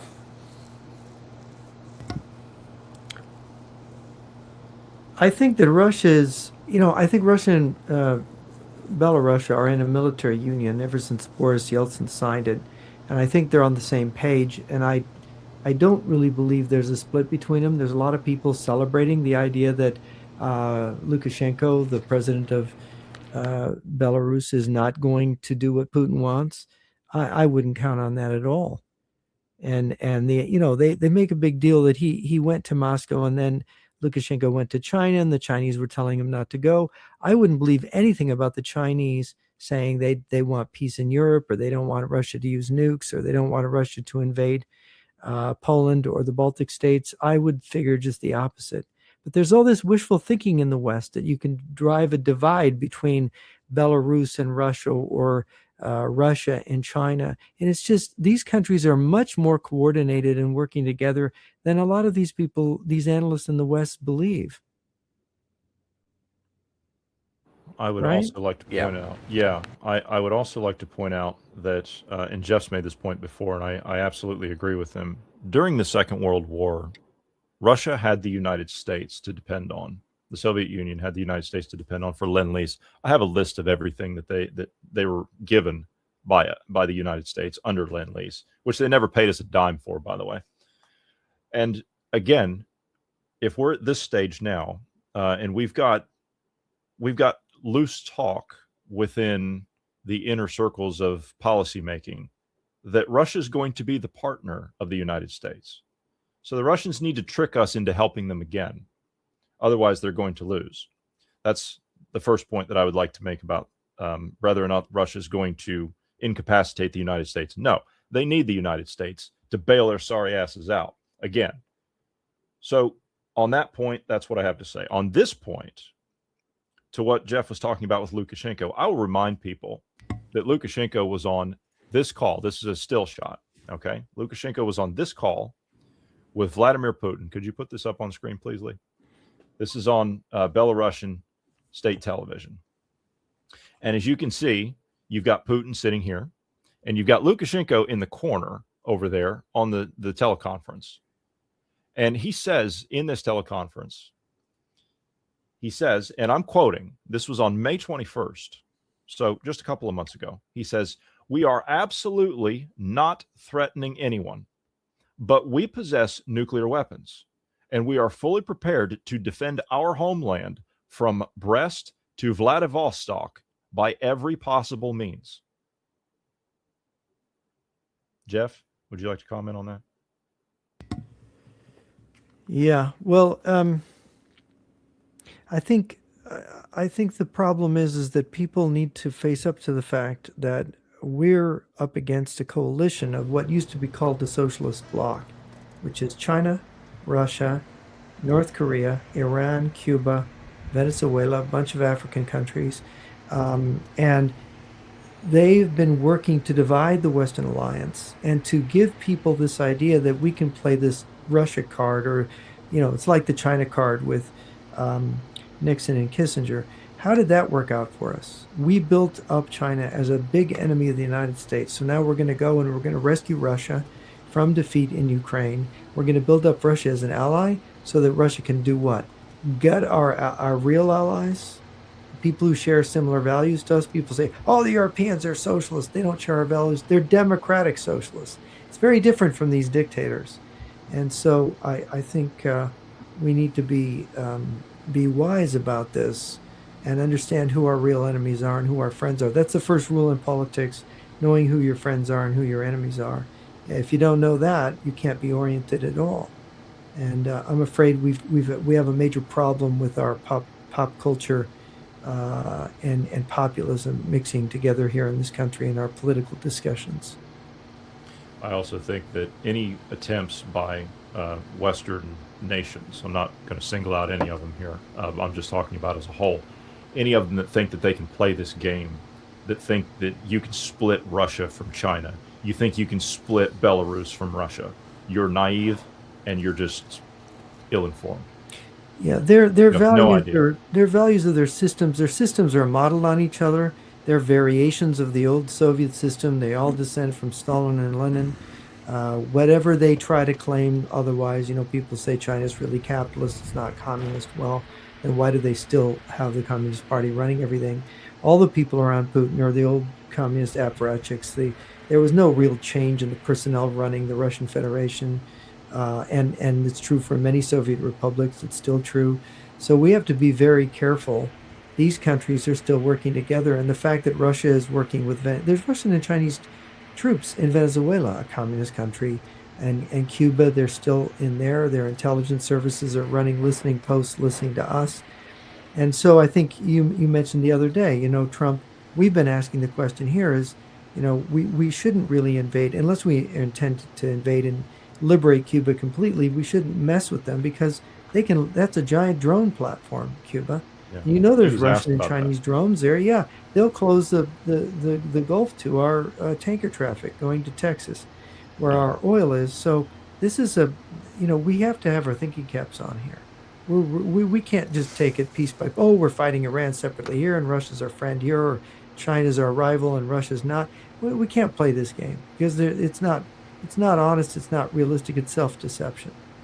No, and it's a waste of time. And that's their objective, is to get us to waste our time and to get us to expend our resources elsewhere. They don't want us going after Moscow and Beijing.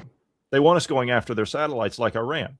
Well, our defense spending and our planning all are based on what we think our enemies are. If we have an unrealistic notion that we're only facing China or we're only facing Iran or whatever, we're not going to be prepared for what happens. All right, so the next question is for all three of us. I'll answer it first. The question is, the U.S. in World War II deployed 4 million to Europe. How many will deploy if Russia invades Europe? I don't think it'll be measured in the millions. I think it will be measured in the tens of thousands. What say you, Jeff? Yeah, no, you don't. I mean, World War II was fought with mass armies. We have a different way of fighting now. There's been a firepower revolution, and you have very effective forces that are smaller. And the United States is to complement the military establishments in Europe, German, French, British, Polish troops. We were to combine with them. So we send our rapid reaction troops. Well, inevitably we'll send armored troops. We only have, now we're back to 10 divisions in the U.S. military. We'll raise reserve units. So we have a limited, so let's say we've mobilized reserves, we have 16 divisions. In terms of actual fighting troops, he says 4 million men to Europe in World War II. Well, that's an exaggeration because we were fighting in the Pacific and we only had 2 army groups. That wasn't 4 million men. We didn't have 4 million men in the field in World War II in Europe. That's not exactly right. That's an exaggeration. The United States, at the most, with its other commitments, might be able to have 7 divisions in Europe, and that's pretty powerful. I think 7 American divisions with what NATO has. If there's no nuclear weapons used, Russia would be stopped. Yeah, but we're talking about conventional warfare. I mean, you Right. talked about a revolution in firepower. Yes, absolutely. Yeah. But we've also had a revolution with the Ukrainians. They've had a revolution in a drones. new form with drones. Right. And you saw what happened during the NATO exercises, the recent NATO exercises. Yeah, if the Ukrainian type drone warfare is used on NATO, we've seen with these exercises, NATO is going to be defeated. And Yes. if the So Russians get their hands on the Ukrainian, this is what's so dangerous. Ukrainians have innovated. They've created a new form of warfare. We don't know, by the way, how far along Russia may be sandbagging. And we've talked on this show about Russian sandbagging, how the Russians pretend to be unable to do things, and they get their drunks and their old age pensioners, and they get foreigners, and they get that are poorly trained, and they get criminals, and they put them in the front in Ukraine. That isn't their real army troops. That's not their real capability. Let's be honest. No, they're, and you've had sources tell you before, and we look at all of this stuff. I mean, we see the satellite imagery of these masses these massive stores that they've got of military equipment that's all the way out in Siberia. Yeah.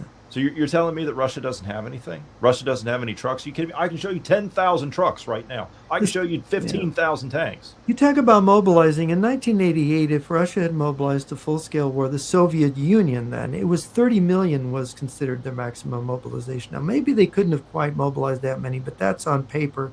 And I'm referring to the work of James Dugin and at Strategy and Tactics magazine, Simulations Publications. They actually made a game about that. And they actually were hired by the Pentagon to make the Pentagon's war game in the 1980s.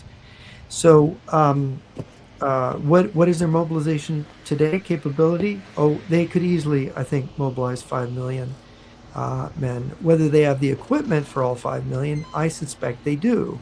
For 10 million, I don't know. You know, we don't know what they have hidden away in bunkers, and we know they've got a lot of stuff left over from the Cold War.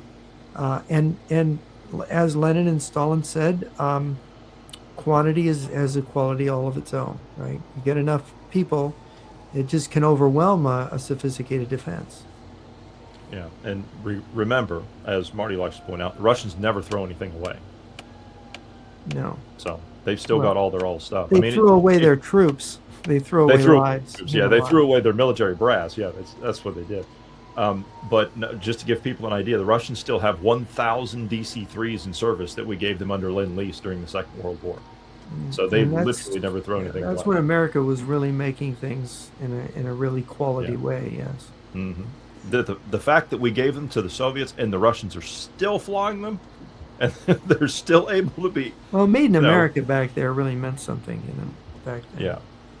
Yeah. All right, Jeff, we got a question for you. How would you explain that we haven't had any important defectors lately? Should the war in Ukraine have raised chances for new defectors? Oh, I don't know that we haven't got any new defectors. I think that maybe we have had some. But you see, when defectors first come across, it's all kept very secret, and you don't hear a lot about it. So we're going to hear about defectors a little bit after they've defected. So I'm not quite sure that's accurate. And then what was the second part of the question about Ukraine? Yeah, should the war in Ukraine have raised the chances for new defectors? You know, when a country is fighting a war, generally there's less incentive for defection and there's more vigilance, you know, on the part of the security services, and there's more of a feeling of guilt that you are betraying your country. So I think in a war, you might expect fewer defectors. I don't think there were very many. I don't know of any Russian defectors during World War II. They would have been defecting to the Germans, of course. I do know one case of a Russian Soviet defector, but he was a fake defector, very famous one. That's, I think it's covered in the Secret History of the CIA. In what's this? I think I have the book here somewhere. Yeah, it's in this book here. Joseph Treno, and that's the only one I know of in World War II. So, and he was fake. At least Treno makes that argument, and it comes from the files of James Angleton, I think. But yeah, I wouldn't put anything on that. There's one other point I would like to make on that. Sure. And this is a very very old fact. It still continues to this day. Jeff mentioned earlier about there's people inside Russia that are turning on the inner circle against Putin. Well, that's also the same for the intelligence services too. You've got people on the inside over there that are doubles that are feeding information to the West. Those people do exist. Yeah. Yeah, one of the things, when your regime is politically weakening, you're going to send fake defectors, and controlled opposition is very important. So you're going to have figures who are spies criticizing the regime to see who goes along with them. We still don't know with Prigozhin exactly what that was all about. It was a very strange incident with Prigozhin. So, you know, you have these ways of testing the loyalty of people for a regime like this. So it's very hard to analyze. He was just a hot dog salesman, Jeff. That's all he was. You know, I've showed this time and again. Lee, do you want this picture for your files? Yeah, I do. Yeah. Yep, I gotta have that. This is not photoshopped, by the way. Yeah, Prigozhin is standing behind Putin and Bush. Yeah. Yeah. Behind Bush there. Bush. The Prigozhin was killed because of his own ignorance. I mean, you know, some people say that Putin shot him down. I don't think so. I think because we were tracking his aircraft at the exact moment that it was shot down. And what he did was he took off. When he took off, he turned his transponder on. Then he turned his transponder off. Then he turned his transponder back on. And when he turned his transponder off the second time, his plane was flying over a Russian missile site, defensive area, at the same time that that area was under drone attack from Ukraine. And so 2 missiles came up. There were 2 explosions on the plane. We had the video and we aired it. We think he got shot down because he didn't have his transponder on and he was over restricted airspace. So that's, you know, we watched it happen. We saw the video came out. We were tracking it all live. That's what it looked like on our end. What really happened as far as were they targeting his plane, and I can't say that. I can say that the circumstances would have warranted the plane being shot down for flying over that restricted airspace with the transponder off while they were being attacked by Ukrainian drones. And by the way, this is the second day in a row that the Ukrainians had been attacking with drones there. So that's... Yeah, if that revolt had been real, I'm not sure he could have even lived an hour after it had ended, you know? Yeah. Let's see here. Does any of you know when this is going to kick off? Nobody knows when it's going to kick off. The Russians don't even know when it's going to kick off. They have goals, but that doesn't mean that they're there. The only thing that we're saying when we give these talks, the only thing that we're pointing out the buildups, and we're pointing out the preparations for an operation. That's what we're pointing out. We're not saying that this is when they're going to go. They're going to go at this exact date. They're going to go on this time on this year or whatever. We're simply pointing out these are the preparations that you make. These are the posturing maneuvers that you make if you're going to invade a country or go to war with a neighboring country. That's what we're saying. There's 2 mistakes you can make in this regard. You can think that the preparation means that they're going to go immediately, when in fact they're always preparing. But the problem is if you say, well, they're always preparing and they're never going to go, you're going to be caught by surprise. Because they are not preparing for no reason. They are preparing because aggression is in their mind. This preparation began in 2012. Yeah, it began. Yeah, that's right. It began a long time ago. In fact, they began laying the industrial base for new weaponry back in 2007. 2007. That fuel depot with the 12 million gallons on the Polish border, Lee, they started construction in 2007 on that. Right. They're following a timetable. Yeah. Lunev told you, Jeff, that surprise is the most important thing for them.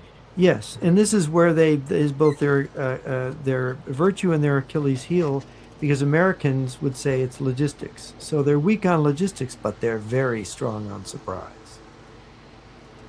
That's what we have to keep in mind. Yeah.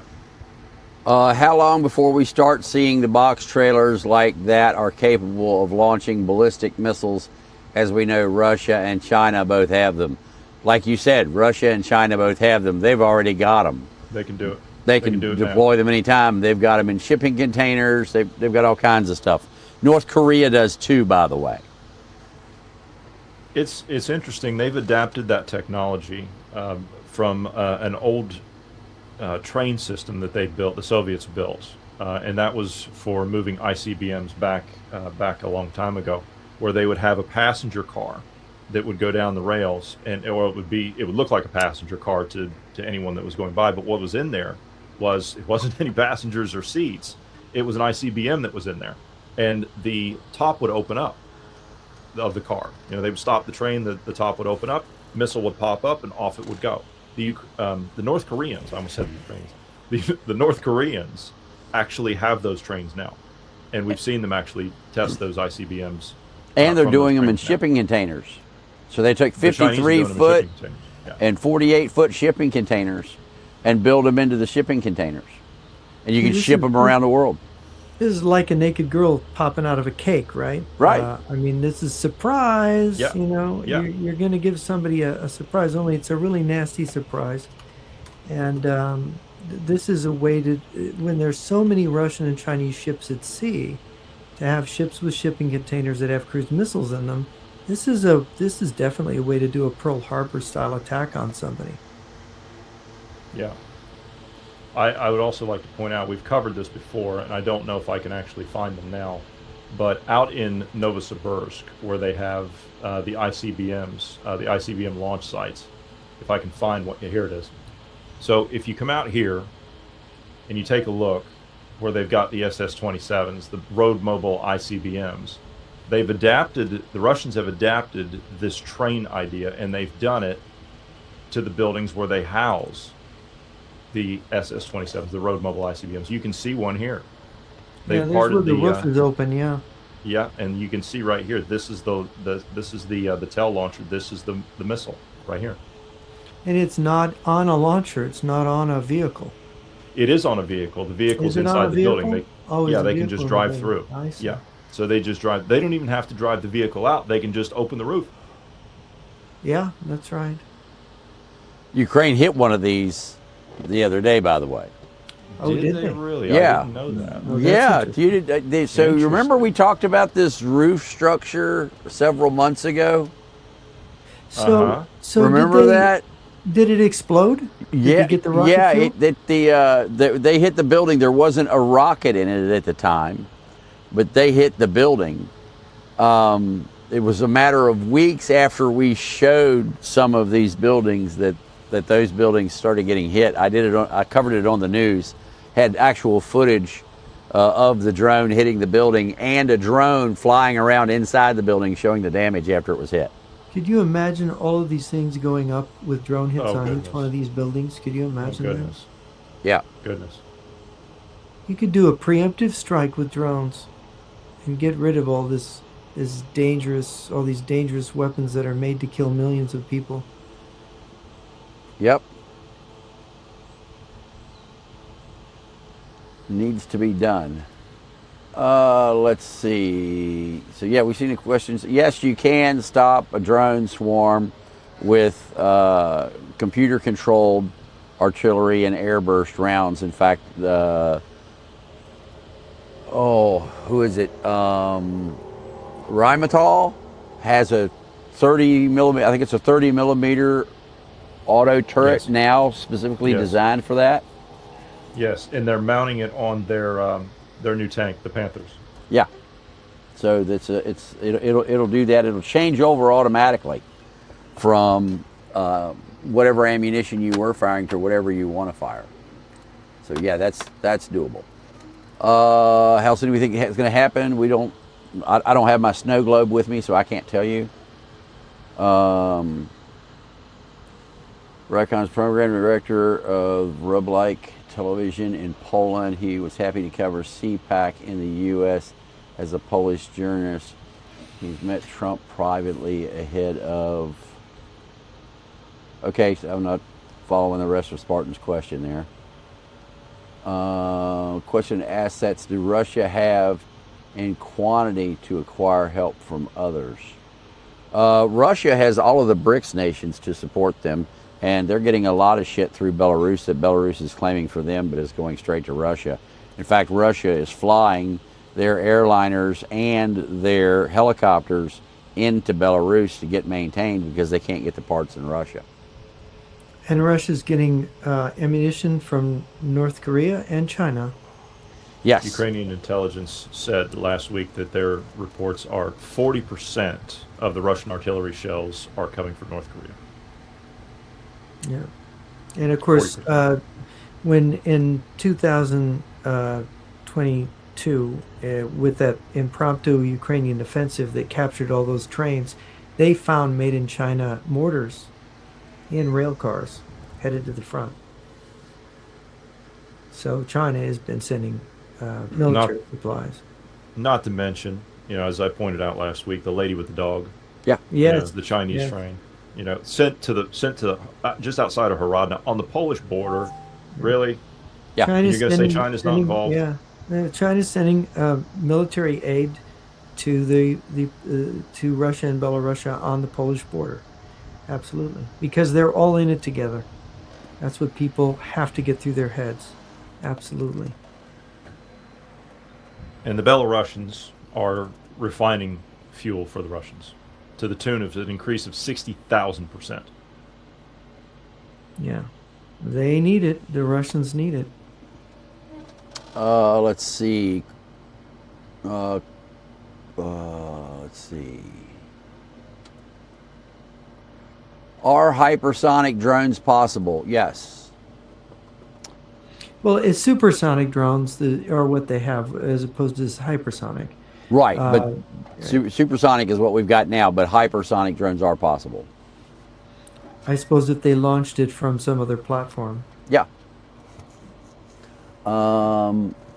Question for all three of you. Does the U.S. military have this information in the maps you have? I'm sure they do. There are multiple U.S. military people from multiple militaries around the world watching this broadcast live right now, and they do regularly. So yes, you can rest assured that they have it. I'm sure they have better satellite imagery and everything. Yeah, we wish they would give us some of theirs. I got a couple of spots I'd really like to look at without having to pay $1,000. Call us, guys. The difference is they have a different kind of management than we do. Yeah. They have certain political bosses and narratives they have to follow, which they might not even necessarily agree with, but it's sort of a constraint that you have if you work in a government or a military.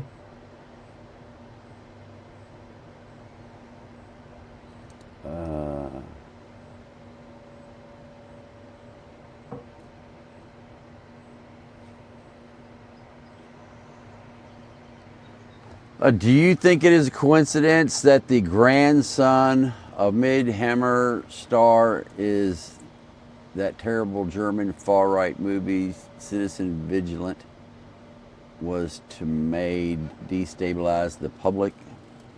I don't know. I haven't seen it. I don't know anything about it. I haven't seen that movie. Have you, Johnny? Citizen Vigilant? I don't watch movies. I don't know it. Question for Lee regarding the border tunnel. I read books. Does Poland have seismic monitoring in the area, including underground microphones? And if not, why don't they? Digging makes noise. We can't say that. Yep. Even whether they have them or not, we couldn't comment on it. Do you guys? Russia is trying to play Sun. They said Sun Tzu. That should be Sun Tzu. Is backfiring? I don't think so. Do you agree that the U.S. government problem is the fact that we have few combat experienced strategists with executive branch? Why has this happened? I do agree. I don't want to say that we have few. I just don't think that their voices are being heard. I think that they have operated under a policy of so long of keep your mouth shut unless somebody asks you a question, that they're not jumping up, standing up and saying, hey, this is going on over here. You guys need to do something about it. And I'm not sure that even if they did, it would be received exactly like they would like it to be. You guys' thoughts on that? The generals that I've met or had exchanges with, and we've had General Hodges on this show, they're very, very intelligent people. American generals are highly intelligent. I had dinner with General Van Herk, who had been the commander of NORAD a year ago, September, in Toronto. We both spoke there. I was very impressed with him. and with his Canadian deputy and the other Canadian, the former head of operations for NORAD, General Clancy. So I mean, and the Canadian admiral I met there at dinner, and other military commanders that I've had exchanges with over the years, very favorably impressed by them. And of course, generals are specialists in their area. They have a lot of training. American generals have great deal more training than Russian generals or Chinese generals.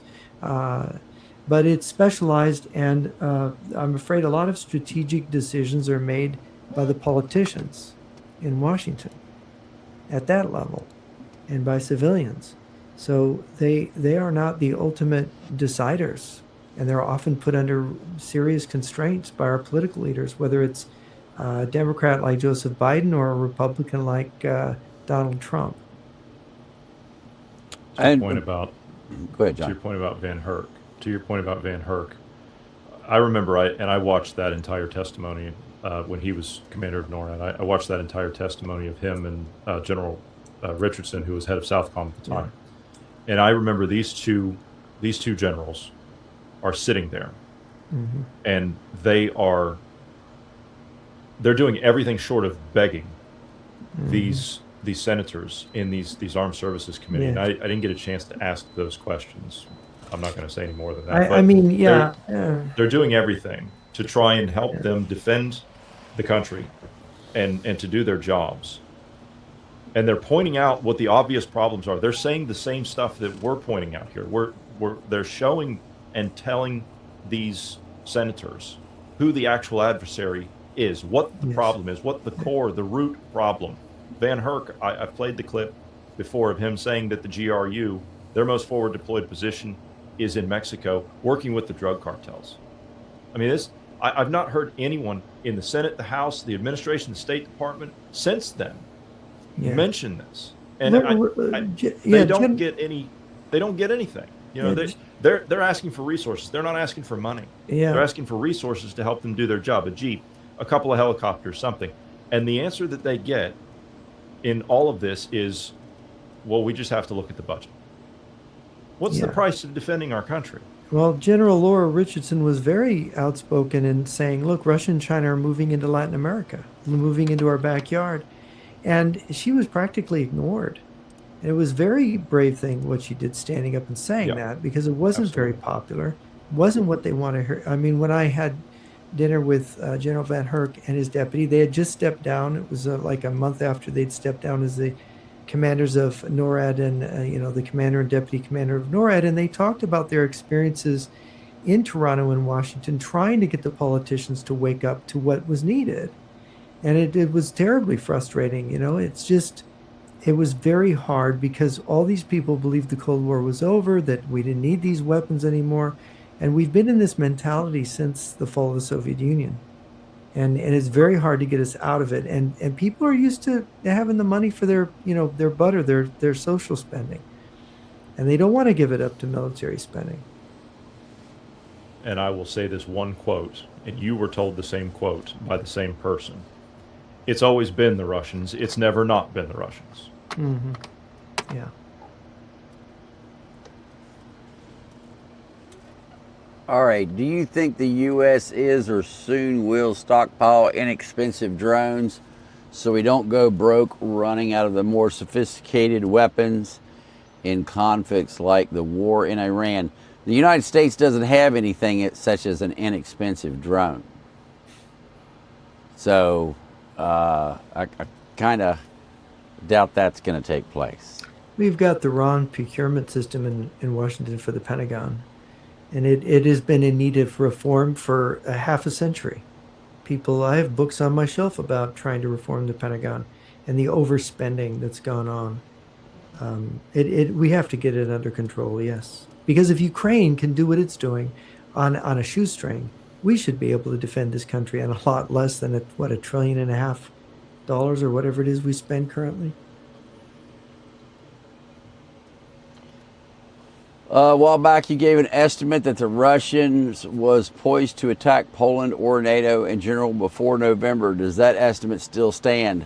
I still think they will have the military assets in that area to be able to carry it out by then. Will they carry it out then? I don't know.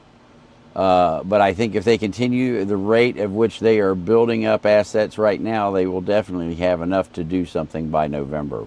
I mean, we're still in July, and what we're seeing already is overwhelming.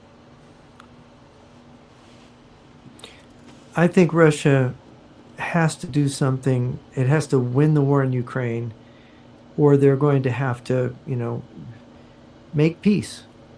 And they've got to do it before the end of the year. As far as attacking NATO, I'm skeptical that they will attack NATO. I mean, people like Yuri Felczynski have claimed they would use a nuclear weapon on Lithuania or Poland to scare NATO and America into doing what they want in Ukraine. But I really think they are going to try to win the war in Ukraine, and they're not going to try to expand it until they've won the war in Ukraine. That's just my thinking of what they're going to do. And they have many options, so we'll see. That fallout study that we caught the Russians doing, Mm-hmm. that lends credence to that, using a nuke in the Baltics. Yeah, it does. Well, I think they definitely are contemplating using nuclear weapons against NATO. I think they're definitely doing that. The question is that under what conditions would they do it? And of course, this is a possibility. They mobilize, they attack Ukraine, and then they get stuck, and then they would maybe, out of real desperation, then drop a nuke on Lithuania or something.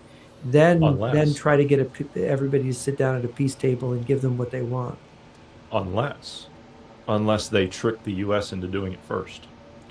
Goes back to your earlier point. Yeah. Then they can say, well, you did it.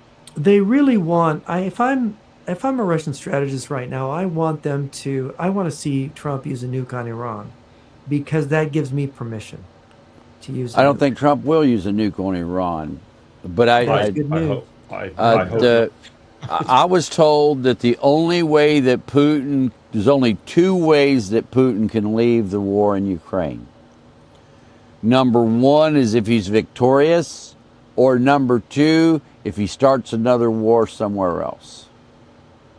I was told those were the only, if Putin wants to stay in power, those are the only two options he has. So, well, I think he has a third option. He can mobilize so many men that Ukraine can't defend. Right, and that would be victory in Ukraine. Yeah. So he's either got to have victory in Ukraine, or he's got to start a war somewhere else. Those are his only two options. Yeah, there's a kind of a rule in warfare that if you're losing on one front, opening a second front just puts you deeper in the hole. Mm-hmm. So, but Putin's not a strategist. No, he doesn't have the hat size. But I think he's got enough common sense that he knows at least that much. Because I think that's fairly obvious. That Stand by. Bat phone. Yeah. Go ahead. That would be outnumbering and outflanking yourself by extending the war in Europe. Here's a question that you can answer, Jeff. You've talked about this many times before. What is the most favorable time of year, weather-wise, for Russia to invade? To invade Ukraine? Invade Europe? I'm going to guess it's invade Europe. Well, August. Because they've already invaded Ukraine. August is obviously, late July, August, because optimally the middle of July, because you've got the optimal number of weeks of really good weather ahead of you. The later in the summer you go, the fewer, weeks of dry weather you're going to have, because Poland, like Belarus and Russia. Hey guys, I got a little emergency I got to deal with here real quick. So you guys keep talking. I'll be back in a few minutes. I got to deal with this. Okay. Yeah. Okay. Poland has this problem with the roads turned to mud. The first time Napoleon invaded what is now Poland, he got terribly bogged down in mud because he came in, I think it was in October or whatever. You hit those rains. So the best time is when you have a dry ground and clear skies, and that's generally what you're going to get in the months of July, August, first half of September. Given the reduced Russian troop presence in northern Kaliningrad, is a full invasion of the Baltics still a viable threat, or is Moscow's focus now strictly limited to seizing the Suwałki Gap? I don't think they've actually cut the troop numbers. They might have cut the equipment or moved the equipment, but I don't think they've reduced the troops. We're still seeing massive 777s flying in there, so I don't think they've removed the troops. They've removed S-400 systems from Kaliningrad. Well, we don't know if they've actually moved them out. They would have to ferry them out, or they would have to fly them out. Yeah, it's funny because they're no longer where they were. Yeah, so they could be stashed in the trees, or they could be anywhere. Yeah, they could have hidden them. I'm given the problems that Russia is having in their front, I think they may be realistic enough to say that Kaliningrad is a kind of a vulnerable advanced position, that they don't want to put too many assets there because those assets could be compromised. So I wouldn't be surprised if there's been a reverse airlift there, though we don't know. We haven't tracked that, have we, Johnny? We haven't tracked that. No, I don't think there has been. Yeah, they've been bringing aircraft in. You saw the Sukhois that they've moved in the last. But going in and going out, Sukhois can just fly right out. Sure. But we know they put a bunch of troops in there last summer especially. Have they moved those troops out? Don't know. No, I don't think so. It's a vulnerable position for them, and if they're forced to concentrate on defeating Ukraine, they're not going to have the wherewithal to push into Poland, I think, until Ukraine is defeated. And the fact of what you've observed with the preparations for road building and making the swamp a passage, the Pripyat Marsh into a passage, I think it's pretty clear their intention really is to go to finish off Ukraine through a flanking maneuver. And that if you're going to do that, you don't want to be distracted. I mean, if NATO's going to intervene, then you're going to have to use nukes and you have to go into Poland and the Slovakia gap if they intervene. But if they don't, well, let sleeping dogs lie and finish off Ukraine. I mean, that's what my thinking would be. If I'm the Russian general staff, that's what I'm thinking. Is Beijing pushing Moscow toward a Baltic escalation primarily to create a window of opportunity for invading Taiwan? I don't think that they're going to invade Taiwan. I think they're going to blockade it and use political means to take it. But yeah, they would like. This is what Mr. Wang of Luda Media said: is that China would be perfectly happy with the war being extended against the Baltic states and Poland, and they are. I'm sure they, according to him, they would be telling the Russians, look, if you go into Baltic states and take that, we will support you, economically. Politically, they wouldn't be able to do it overtly because right now, China, I just saw the Finnish president say that he had a dinner with the Chinese ambassador. And the Chinese ambassador assured him that China doesn't want Russia attacking NATO. Doesn't want Russia using nuclear weapons. I don't take that seriously. Yeah, that was relayed to Zelensky too. He was told that at the NATO summit. Yeah, and I'm mentioning it today because I just watched this interview with the Finnish president, and he said this. So all of these Europeans are being fed this Chinese, nonsense. I don't buy that. I don't buy it either. If you look at those buildups, there's no way. I'm sorry. And the Chinese are participating in it. Yes. You got Chinese troops. You got Chinese troops. You got PLA troops training. They're training on the Polish border in those facilities in Belarus. Yeah. No, they're giving a certain behind the scenes economic and moral push. And of course, they're helping North Korea, and North Korea is helping Russia, and they're helping Russia too. The idea that China is not putting its shoulder to the wheel here to help the Russians win in Ukraine, it's really a delusion. Yeah. Next, will Pakistan join forces with Russia and Iran? Well, Pakistan is largely backed by China now. So no, they have been for many decades. Yeah. I think China pretty clearly gave them the wherewithal to make a nuclear bomb. Yeah. So you will have the Pakistanis jumping in on that side. Yes. What do you think about Golitsyn's comment on a nuclear Pearl Harbor and Lunev's comment on a nuclear terrorist attack? We kind of loosely talked about the Lunev side of things. We kind of loosely talked about that last week, and I was actually thinking about that this afternoon, and I referenced 9/11, and we were talking about Litvinenko last week, and I said 9/11 was not a nuclear attack, but it might as well have been. That's the effect that it had on people. And I recalled what you said that Lunev told you, and it was, if you ever hear of a nuclear bomb going off in an American city and it was done by Arab terrorists, don't believe it. Yeah, that's what he told me. Because it And would what be my people, it Litvinenko. would be Spetsnaz, Yeah. If you read Viktor Suvorov's writings about nuclear war and the Axe theory, and you listen to Lunev's statements, and then you go and you read Golitsyn's comments to the CIA. That's a memorandum to the CIA where he talked about America being attacked along Pearl Harbor lines by Russia. This is what their whole deception strategy is about. And Suvorov is very much always kind of hinting at a comparison between World War II and what Stalin did and kind of what Putin is doing now. And of course, some of the Russian dissidents and Ukrainians have noticed this and have commented to me about, basically Viktor Suvorov in his book, The Chief Culprit, and the Icebreaker, is that he's really explaining their whole method of setting up a war, which is what we see here. I think Andrei Navrazov, another former Russian expatriate, said to me, and that if you look at what Viktor Suvorov is saying, that the icebreaker of the revolution is clearly the Islamists, and or maybe you could get a dumb politician in the West. Maybe you could get Donald Trump to be an icebreaker. If he uses nuclear weapons on Iran, for example, you can get a number of different players to open the game so that you can justify your own military moves, as Hitler did for Stalin in 1939, when Stalin then invaded Finland and the Baltic states, and of course invaded Persia and in Romania.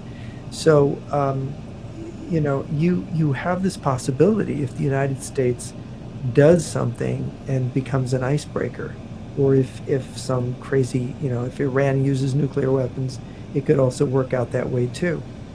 So, and this is in this book, The Perestroika Deception, that the memorandum about a nuclear Pearl Harbor against the U.S. is outlined. And if you read, I think it's Inside the Soviet Army by Viktor Suvorov, he talks about this. He calls it the Axe theory. He says this is their theory of war. And Lunev made the statement to me on more than one occasion that Russia has practices for one type of future war, and that's nuclear world war against America. And that pretty much they all agree. This is what it is. And then all you have to do is read Sokolovsky's Soviet military strategy, or Sidorenko on the offensive, or Colonel Skirdo, or any of the Russian military officer books that are open source, that were used to train Russian military officers in the 70s and the 80s. And then you'll see this is how the current Russian generals were all trained.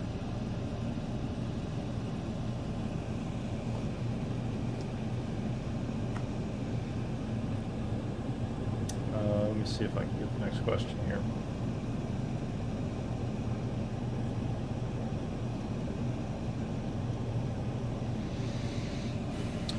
What level of control does Russia exercise? They refused Russia's request for fuel. Could Russia intervene there?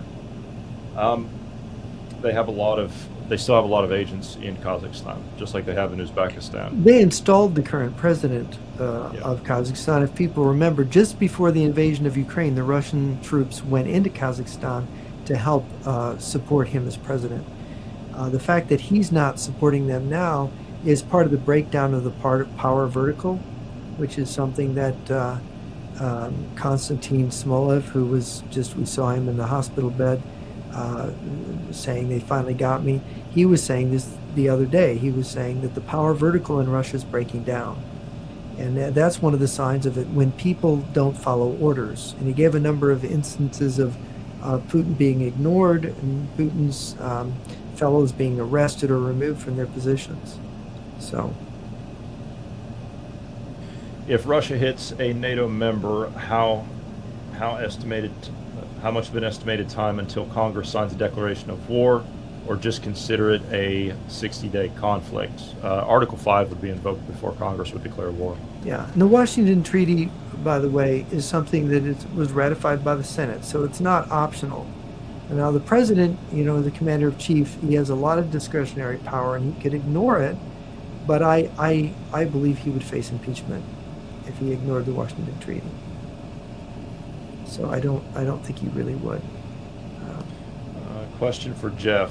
In case of a global war, are we allowing the communists to take over the African continent, like we've done since the 70s? Oh, yeah. I mean, look, after the fall of the Soviet Union, it's funny, South Africa, the National Party gave up power to the ANC. And we know that Namibia, formerly Southwest Africa, was already under a communist party, which the same party's still in power today, by the way. Same thing in Angola with the MPLA. They're still in power, although they claim they're not communist anymore, like communists all over the globe claim they're not communist anymore. Mozambique is snuggled up with China. I think Madagascar has been going with China. You go to the Belgian Congo, and what was it, 1997, Laurent Kabila, who was a friend of Fidel Castro and of course Che Guevara, who had gone over there to help him out at one point. Laurent Kabila overthrew Mobutu Sese Seko in well, they call it Zaire then, but it's the Congo, and other countries around there have communist governments or are close to Russia. So yes, and there's been massive fighting in Congo since the communists took over. A lot of the violence in sub-Saharan Africa has been related to that takeover, and of course, the uranium mines that put together the bomb that hit Hiroshima, that came from a uranium mine in Congo. And that uranium is now going to North Korea. Yes. So yeah, they've been taking over in sub-Saharan Africa. You've got Russia, who is now they've taken Wagner PMC and they've renamed it the Africa Corps. So now you've got them all over Africa as well. You've got Prigozhin's son running an operation down there. And you've got Chinese companies where hundreds of thousands of male Chinese employees are working for these Chinese companies, building roads and power plants and infrastructure in sub-Saharan Africa, but they are PLA reservists. And they get on their uniforms, and there's hundreds of thousands of Chinese troops in these different African countries, and it's all over. It's all over that area, including the coastal nations in Africa. The other thing they're doing is some of these South African countries are actually passing laws that give Chinese citizens rights above their own citizens and above so they either have rights equal to or superior to the local natives, and then Americans or whites or whatever actually have less rights under these laws. So it's an oppression going on to stop the West from moving in. Once the Chinese get in and get established, they create these laws, and then they manipulate the market so as that the countries that think that they're going to do so well, the Chinese don't route the stuff through. They cause other issues, and it creates financial issues for these countries, so the Chinese can come in and take over the port and say, you defaulted, it's ours. And Jeff, I'm sure you can speak. Well, you've got the case of a Chinese citizen being a member of parliament in South Africa. Dr. Zaomi Havard. She's a member. She was. I don't know if she is currently a member of the South African Parliament. She's a Chinese communist citizen, and of course there was some controversy when she. How's that possible? Well, she became a naturalized South African citizen. So then she actually, they gave her a cabinet position, if I remember right, and there was a big hullabaloo, right? But this is a Chinese, that's now. So they are colonizing Africa, China, and the same thing in South America. We might add that South America is being colonized. Yeah. You look at all the farms that are being taken over by the Chinese around Sao Paulo, and how the Chinese mafia and the triads are in Sao Paulo, and I'm sure you've got a similar condition in Rio. Yeah. One country that that was not pointed out, and we were listing all the countries off in Africa where the Chinese have a heavy vested interest in, is Sudan. They have gone in there and they have basically taken everything over. South Sudan. They've grabbed a hold of the oil fields. They have rebuilt the port of Sudan on the Red Sea, and the Chinese are now allowed free passage from there, where they take and I've shown the route before, and the Houthis say that they're going to cut that route off now. But I bet you that the Chinese ships will still be able to get through. And there's a large Chinese labor force in Sudan, which are, again, People's Liberation Army reservists who can put on the uniform, and they have a ready-made army. So this form of neocolonialism that the Chinese have engaged in is really powerful. And in South America, I've got collected stories on how they will partner with businesses in Chile, in Brazil, and other countries in South America, and they will assassinate the head of the company, and then they will absorb the company they've partnered with. And, this is a real thing. It's shotgun diplomacy. And look at who takeover. Look at who bitch Mitch McConnell's wife is. Oh, yes, This is Miss Chow, Miss Elaine Chow. Yeah. Well, of course, ostensibly part of a Taiwanese shipping company, right? This is what they own. Chinese. Her shipping family. company. Well, isn't Chinese. it based in Taiwan? I think it's don't know. Taiwanese. I thought it was Chinese. But I think okay. it's yeah, but you see it's Taiwanese, but then if you look at it more closely, you see all these ties to the mainland. Right. This is what is troubling. She has a lot of ties to the mainland. Yeah. Yeah. Question for all three regarding the border between the tunnel, the marsh crossings, logistics, and bases going up like weeds. Which border crossing plan to use says, "Look at me, I'm the loudest"? The largest parking lot in the world that you can see from orbit. That's the one that says, "Look at me, I'm the loudest." Yeah. I'll second that. Do you consider China's 2027 timeline for uniting with Taiwan to be a culturally binding commitment they will fulfill at all costs, or is it just a flexible strategic target? I don't think, as to Jeff's earlier point, I don't think that the Chinese are going to invade Taiwan. I think they're going to just blockade it. They've had drills doing that exact thing. And remember the secret speech of General Chiao Chen. We're going to say it's Taiwan, Taiwan, Taiwan, but it's really about America.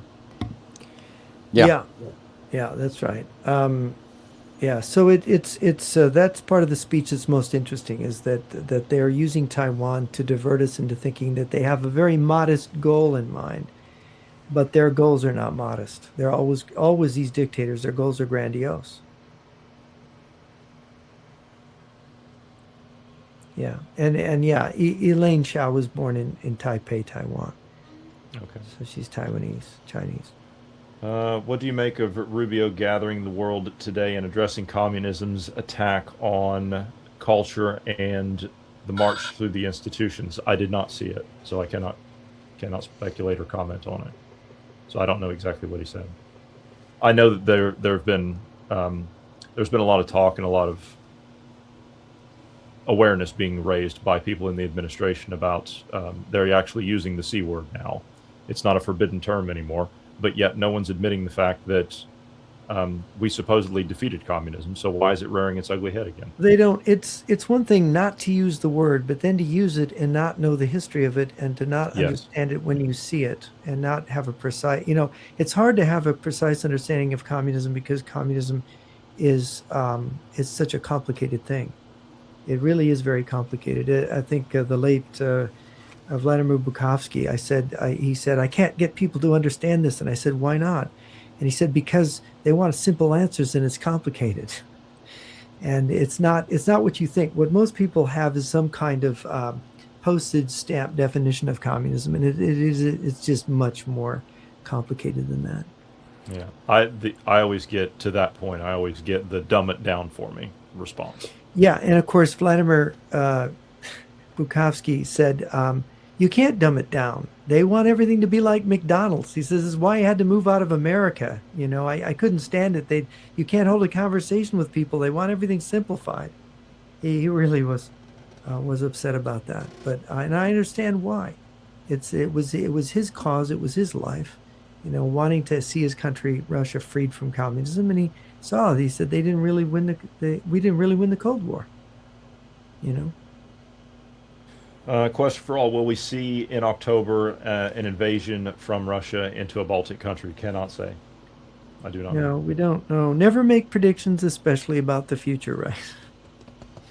Yeah, and I'm sorry I can't make a prediction. My snow globe is still on my desk in Texas. And I'm thought that was your crystal ball that was disguised as a snow globe. Yeah, well, yeah, that's what I'm saying. That's why I had to say snow globe. That way people wouldn't know it was a crystal ball. There are good predictions are usually guesswork in which we pretty much know from the past. The past is prologue. So the sun came up yesterday morning. It'll come up tomorrow morning. We can't say 100% sure, but we're pretty close to 100% sure about that one. And so there are things like that, things that repeat. Things that are part of a pattern, things where we have intelligence, where we know something's going to happen. And that's the thing with all this infrastructure building. When somebody's spending a lot of resources getting ready for a war, that's a pretty good chance there's going to be one. We call those, where I come from, educated guesses. Yes. Yeah, that's right. I think that's it for the questions, Lee. Okay, that's great. I want to thank everybody for being here, invite you all back. There's a lot going on. The Intimidator is getting an upgrade, as I am living in a van down by the river eating government cheese. We're going to continue to upgrade the vehicle here for the next few days. Once all of that is on, we're going to go calibrate it, and then I'm going to be back out on the road again. I'm going to be talking more about the Iranian war, what the U.S. is doing, what's going on in Ukraine, and all of that good stuff. I want to thank you guys for being here today. You got anything in closing you'd like to add there, Jeff or Johnny? Just don't choke on that cheese. Yeah, I'll wash it down with some fresh river water here. I would encourage people to get signed up on Lee's network. There are limited spots available over there, and he's got some great information. There's great people over there to interact with. You can follow my podcast, Dynamic Independence. It's on every podcast platform out there. You can support it in program descriptions and any of those program links that are down below on each podcast. And check out Jeff's website and buy his books at jrnyquist.blog and amazon.com. Thank you very much, and watch out for that dioxide poisoning in those rivers. Yeah, I'll try to do that. Thank you much. You guys have a great day. Thanks for being here. We'll see you the next time.